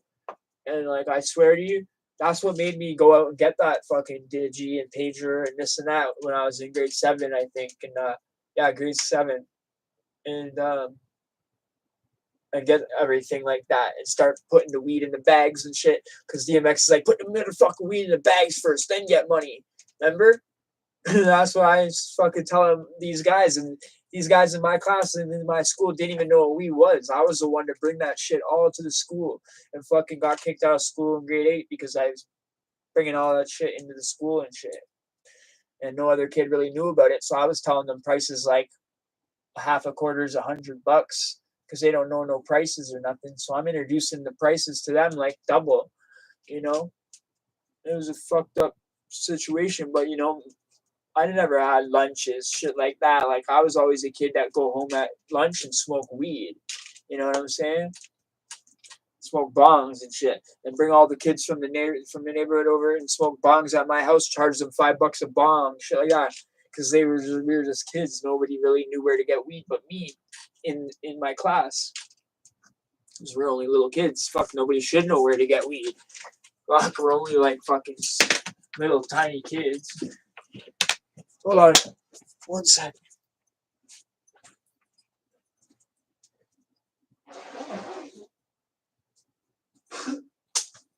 Yeah, we're only little kids, man, so we shouldn't really know where to get that shit. But because all my fucking homies were older, I never had a problem finding it because all my friends were in high school, right? So I would always go down to the high school. My best friend was in grade 9 at the time. So I would always go to the high school and get the shit. By the time I got to high school, I already knew everybody because fuck, you know, I was already there all the time. And fucking we used Burger King as like our little trap spot. And I would just go to every single lunch. We had 3 lunches, right? Fucking every fucking lunch I would stay there so I could sell every lunch. And after that, I left school and I never went back after grade 9. And I had to work. I started working, got my own place, still pushing. You feel me? Fucking got my own place, rented a room in a crack house for $500 a month. I didn't know it was a crack house. I didn't know. But hey, You know, I put a deadbolt on my room, and I started selling crack in the crack house and renting and living there. And that's fucking first place I lived, bro. Fuck, terrible. I didn't even know what it was. I was selling coke at the time and weed, and my girlfriend at the time was only like a year younger than me. I was 15, she was 14, and her dad was a bad crackhead. And she knew what this shit was, and she knew I could make a lot more money if I cooked it. And literally, fucking this 14-year-old girl, my girlfriend, taught me how to cook the shit up and sell it to her dad and his friends. I swear to God. I didn't even know. I thought it was a different drug. I didn't even know it was the same shit. I didn't know you could just mix this and that and water and soda and this and that. And so she showed me the shit and literally showed me it. And I was just like, I couldn't believe it. I thought she was going to fucking ruin it all. And next thing you know, we're making double the amount of money. But it wasn't a fun time because fucking all these people living there always fucking run out of money. And then they're banging on your bedroom door, right? Then you got to get violent. Fucking scare them away. Because they're living downstairs in the basement. And I'm living upstairs in the fucking master bedroom with a deadbolt on my door. So they're constantly trying to bang on there. Please, please, you know? Fuck. And like, I just turn up the music. Put the money under the door. Fuck. That's the kind of life I lived, guys, as a teenager, man. You know? So life for me was a little bit different than most people going to high school.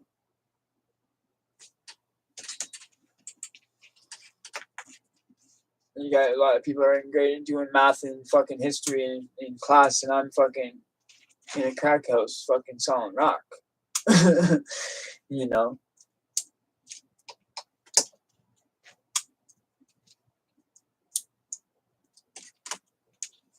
And I remember getting a job at Della Stores so I could get a paycheck, so I didn't have to get spots anymore. So I worked at Della Stores for like 2 months so I could save up money and get as much money as I could down in Vaughan. I think it's like Concord area, you know, Vaughan, Concord. There's so many factories around there. It was painting doors. I remember it was like a big spray painting gun, and fucking there'd be like a stack of fucking doors like this on its side, and you'd spray paint the fucking doors white like this big machine, right? And then this big thing would pick the doors up on a skid. It'd be like a skid of doors, and a machine would pick them up and move them, and then bring another stack, and then I paint them, and I'd constantly do that all day long. That was like, I think back then it was like $11 an hour, but back then that was fucking crazy money back then, because I think minimum wage back then was like $9 or $8 an hour back then in Canada. And so $11 an hour was really good to start with at a factory. And then I think I would get like $300 a week, $350 a week or something full time. So I'd take that money and save it up until I could buy an ounce for $1,000 off my cuz, you know. And then once you got an ounce, you can flip that and make $2,800, right? $100 a gram. Boom, boom, boom. This is all 10, 20 years ago, and it's all allegedly. I'm just joking. Fuck. Anyway. You know, just joking around.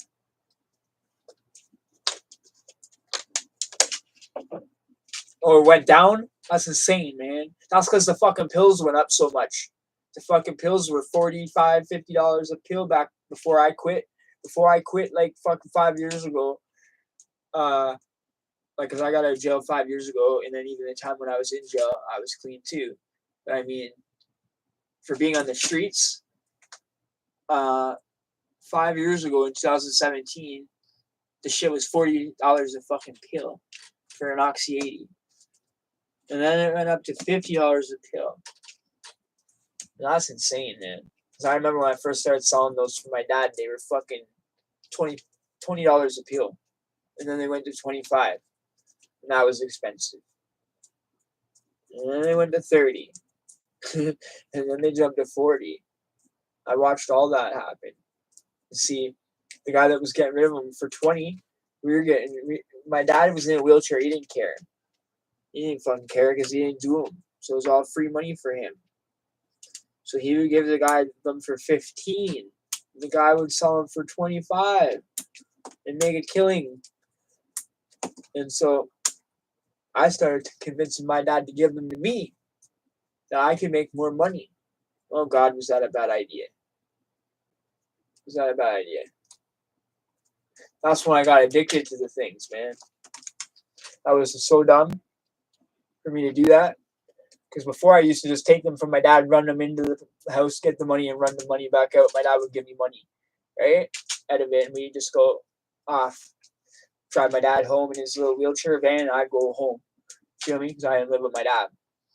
But me and my dad were kind of close, like criminal wise. He used to get me to do a lot of criminal activity with him, you know. So like, I guess I thought I was close with him. We were close, but I guess not how normal father and sons are. We were more or less criminal partners, more or less. Anyway, fucking, and those pills basically ruined my life, because then it was like I was doing what I got arrested for there and did all that time for the one time with the scripts. I wrote all the doctor's scripts with the oxys. I was getting bottles of 90 oxys all the time from writing my own prescription, because I knew the doctor's signature, and then I knew how to write the code and shit. So I stole his script pad. And I've already been arrested and done all the time for this shit, so I don't care. And I stole the script pads and started writing the scripts. And then fucking, I was nuts, man. Because that's like $4,000 right there. If you write a script and you go in and she cashes it to you, that's fucking $4,000. So I was just like addicted to fucking writing scripts, you know? It's a lot of times they would turn you away. But the way I would do it, I would always go when the place would be, the doctors would be closed. So when they would call to verify, it would be closed, right? So even if they did try to call, I would just be like, all right, fuck, don't worry about it then. Give me my script. I'll go somewhere else. You know?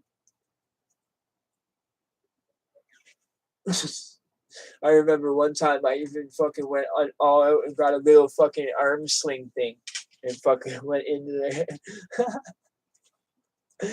Got a little arm sling thing, and I went in there and pretended I had her arm and fucking cashed my script. Oh, fuck. But yeah, man, stay away from that shit, everybody. Oh, you youngins. That shit's bad fucking news, man. It'll ruin your life. Trust me. It'll ruin your life. It ruined a lot of people's lives, man. It ruins everybody's lives. Stay the fuck away from that shit. That's what I tell you right now. Stay the fuck away from opiates. Okay?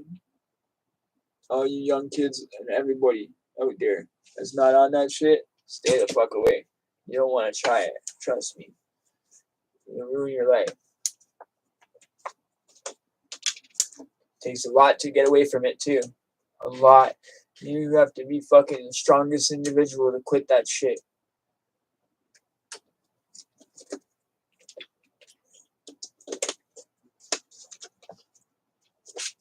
Yeah. Perks go for $12 here. And they not even text. What are they? 0636 or 0363s? The number, that 4-digit number. It's like 0363 or some shit. I know, those ones are fucking kife, aren't they? The text used to go for $5. They go for 12 now? That's fucking nuts. Are you serious? Where do you guys live? I'm just joking.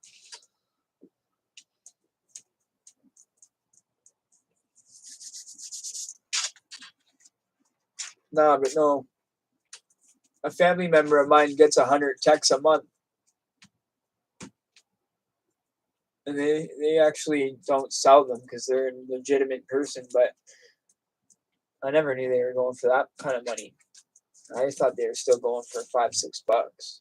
That's crazy. So 100 texts would go for like $1,200. Are you telling me that? That's nuts. See how this fucking money is so quick money? That's why people are so tempted to do that shit, man. You know what? I don't care how tempting that shit is, man. Because I know where that shit leads. That shit leads one place only, guys. And that's to the penitentiary if you're in the States, and to jail if you're here. Okay? Now I guess the penitentiary, because there's no more 2 for 1. Well, 1.5 might get you off. 2 years, that's 3.5. You never know. Depends. You might go to the pen, you might go to jail. All depends on how you do your time. You can't even get one for $5. Not no more, eh? That's crazy. That's crazy, man. For real, that's crazy. Why is it going up so much? Like fucking why? Like I guess because they're scared to get heroin, because everyone's cutting the heroin with fentanyl. Is that why the fucking pills are going up so much? Because they know what's in the pill. Is that why? Tell me this. Why is it going up so much? I don't get it. I really don't get it. Because heroin's fucking cheap. They could get a 0.1 of heroin for $20. So why would they want to spend so much money on a pill, on a 5 mil? It takes 16 techs to make an Oxy 80, right? And Oxy 80s are like 40. Techs are like 5 milligram worth of opiate, right? Worth of Oxy or whatever. However they break it down, a tech is 5 milligram of whatever is in Oxy 80s, right? The fucking opiate, whatever. You know what I'm saying? 5 milligram of it. And in Oxy, there's 80 milligram. And then they even had 10s that were white and 20s that were pink and 40s were yellow. I swear to you. And then they had the green monsters that were 80s. But anyway, it's been 3 hours, fams. We usually do the 3-hour live, 12 likes. I'm kind of disappointed, man. We usually hit 20 likes. If anyone's forgot to smash that shit, smash the fucking like button. No, I'm just joking. Just smash that shit, homies. You know what I'm saying? Don't make me get violent. Guys, I love all you guys, man. You guys are the best. And we're going to keep doing this every fucking Saturday, man. Alright? I'm going to put a bunch more shit. Follow me on TikTok, man. I'm going to put a bunch more stuff up there. I can't wait until this fucking phone comes so I can upload all that shit that I want to upload there for you guys.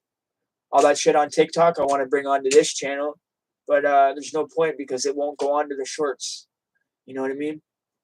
So as soon as that shit comes in the mail that I ordered, I'll be putting it on there.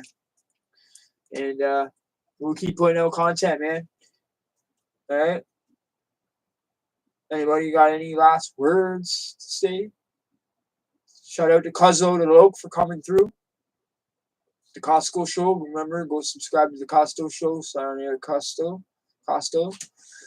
Remember, go check out my homie, the razor wire. That story about I told you about homie biting his fingers off, and got his Chad Mark's good friend.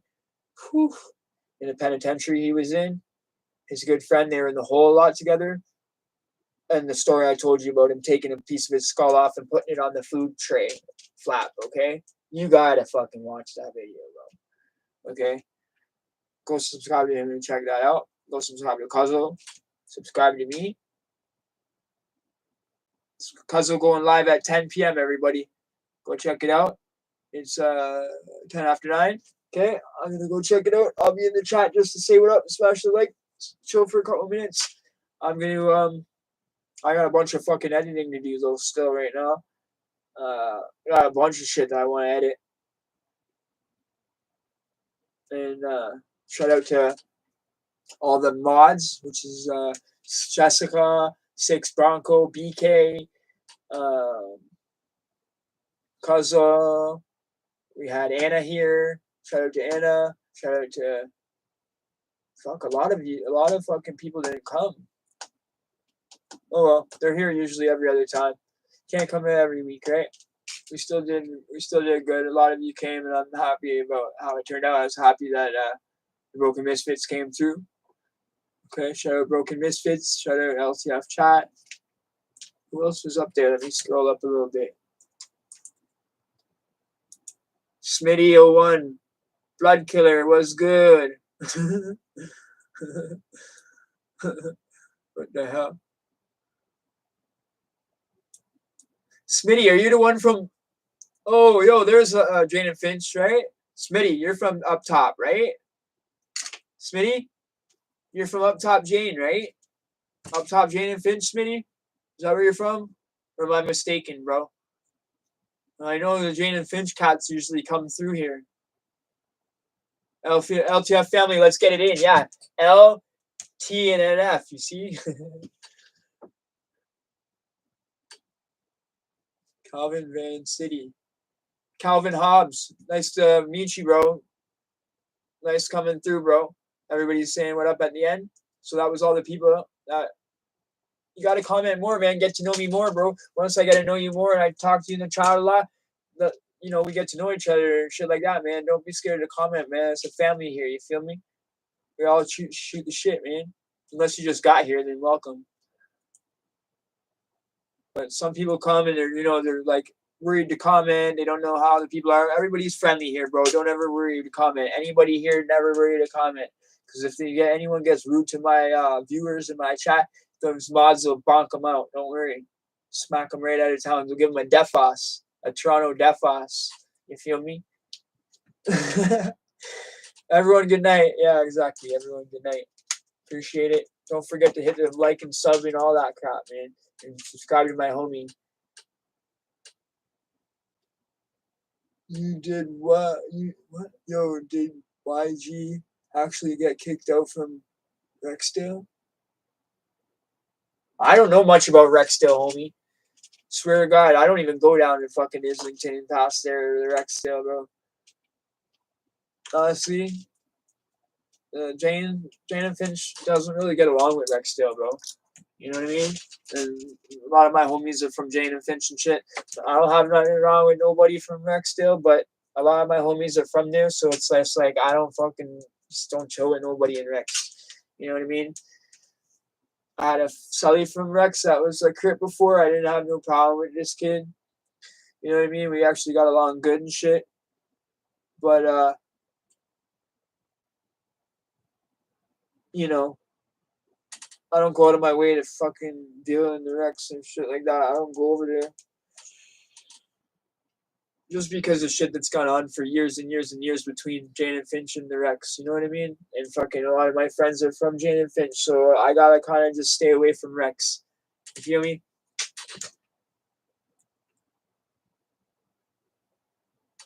Okay.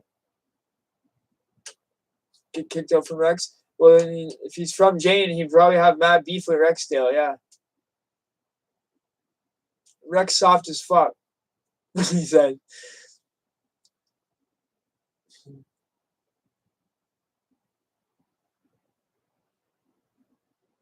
Yeah, Jane North is up top. Bottom is south. But south's not even there no more, somebody said, bro. Somebody was saying that it's fucking somebody from Jane and Finch the other day told me fucking that somebody took down the south side, bro. I'm good, brother. How are you? I stayed because I seen you coming in.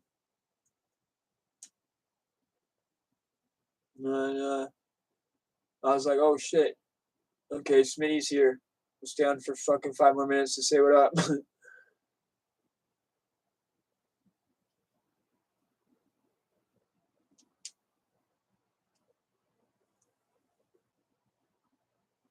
Yo, what the fuck? Why doesn't Smitty have a mod?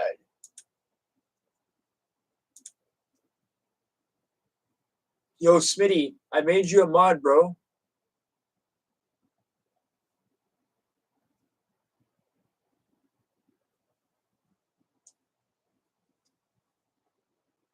Keep doing your thing. Thanks, family. Appreciate that, big guy. I appreciate all of your comments, all of you in the chat today. Appreciate all your comments. Muffin Man, what's up? Everybody smack the like that just got here, man. We didn't get our 20 likes that we normally get, man. We've 3 hours and 15 minutes in. We were just about to end it, guys. So you guys gotta run it back, man. Fortunately, we gotta run this one back, but you know, if you guys are just here to show your support at the end, I'm grateful. And just smash the shit. Smash the shit out of the like button. Let's do it. Let's get those likes up. Let's get them up to 15 quick. Whoever didn't do it. Quick time. Unless it's crazy, it's not going up on mine how it was on his earlier. Because he said it was only like 13 and I was seeing a different number. But what do you guys see? 12? We got a whole fuckload of comments, so 3 hours straight comments just going brrr. So that's a good thing for the algorithm. I know that. Comments, we need 4,000 hours to monetize, and I know we're over 3,000 hours now. So we're getting there, guys. You know? So I got to start going live a little bit more because we got over 3,000 hours now, so we should go hard now and fucking get it up to 4. That way, you know, that way we're ready. As soon as we get to 1,000, we can just monetize it. We'll already have the 4,000 hours, hopefully.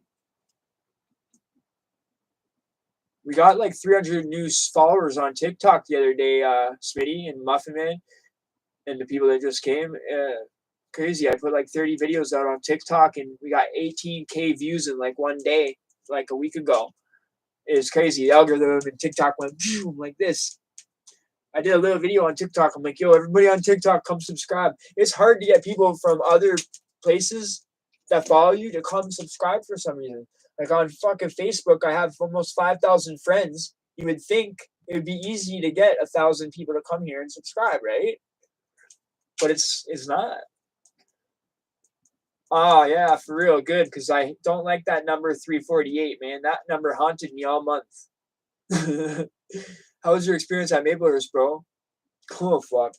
I'm gonna talk to you right now after this video. Remember, Maplehurst is fucking the home bucket for Thousand Finch Court, which is Jane and Finch. So, and then you got Brampton. You got fucking a lot of places, bro. You know what I mean? You got the whole fucking London area, I think, and Hamilton area, right? Maplehurst is when I was there, it used to be number 11 was the jungle, unit 11.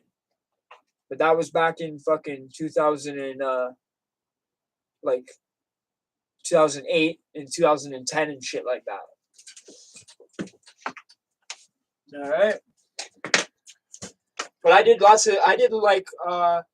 fucking 2 times in Maplehurst. I did a lot of time in Maplehurst. Did 2 years in Maplehurst once. And then I did fucking like 20 months one time. So I've done like fucking like at least 40 months in Maplehurst altogether. And then like 2 months here and a month there, shit like that, and then get bail. You know what I mean? Because then when you get bail, they wipe your time away. They don't count any of your time after you get bail. You feel me? So back then when you did time, if you got bail, it's fucking you either do dead time or you go for bail. You don't do a whole shitload of dead time and then go for bail because it's a big waste. You know? I'm getting a little tired, guys. I'm gonna go smoke a spliff, wake up a bit, or not a spliff, but smoke my vape a bit. When you smoke weed, you get fucking tired, man, especially when you work a lot. All right, guys, be good, man. Appreciate each and every one of you, man. Remember, the fucking PayPal's in the top right-hand corner of the channel, okay? And the tip things in the description, all that stuff, the merch store. I'd love to see you guys rocking some of that fucking Canadian Joe War Stories merch, man. I would fucking make a video on that. If you guys send me a pic of that, I'll put it on my IG. You feel me? I want to see everybody wearing that shit. And when I become rich, I'll buy all of the fucking moderators, fucking, because I have to pay for this shit too, right? They don't just give me it free. I don't know why. You'd think they would, but it's Streamlabs have the store through. So what it is I graphic design the clothes, and they cover all the fucking money and buying and shipping and all that. And so you buy it and ship it through my store, but it's through they handle it all. It is my store, but they handle it all. I make the designs, and I also picked out the 100% cotton stuff, and it's got Champion. It's collab with Champion as well, so it is a decent little bit of clothing there, you know. And we got Canadian Joe War Stories on it. You guys love it. It comes in blue, crit blue, comes in fucking green, white, red, blood red, fucking gator green. We got fucking yellow. We got all the gang colors, right? So whatever gang you're in, you can fucking buy it. You feel me? You're just a neutron. We got white. You feel me? And we got slippers. We got slides. We got everything on there, man. You should go check it out. We got everything on there. We even just got female pants, female slacks, female what are they called? Spandex, whatever girls wear. You know what I mean? Bye, guys. You guys make my Saturday nights, though, for real, man. I love you guys. You guys are like family to me, man. You guys are my family. I mean, I don't even have family. You guys are my family. Fuck. All right. Get the damn likes up. I'm gonna. Thanks for reminding me. I'm just trying to figure out how we end this here. Not sure. Okay, here we go. All right, everybody. Good night, man.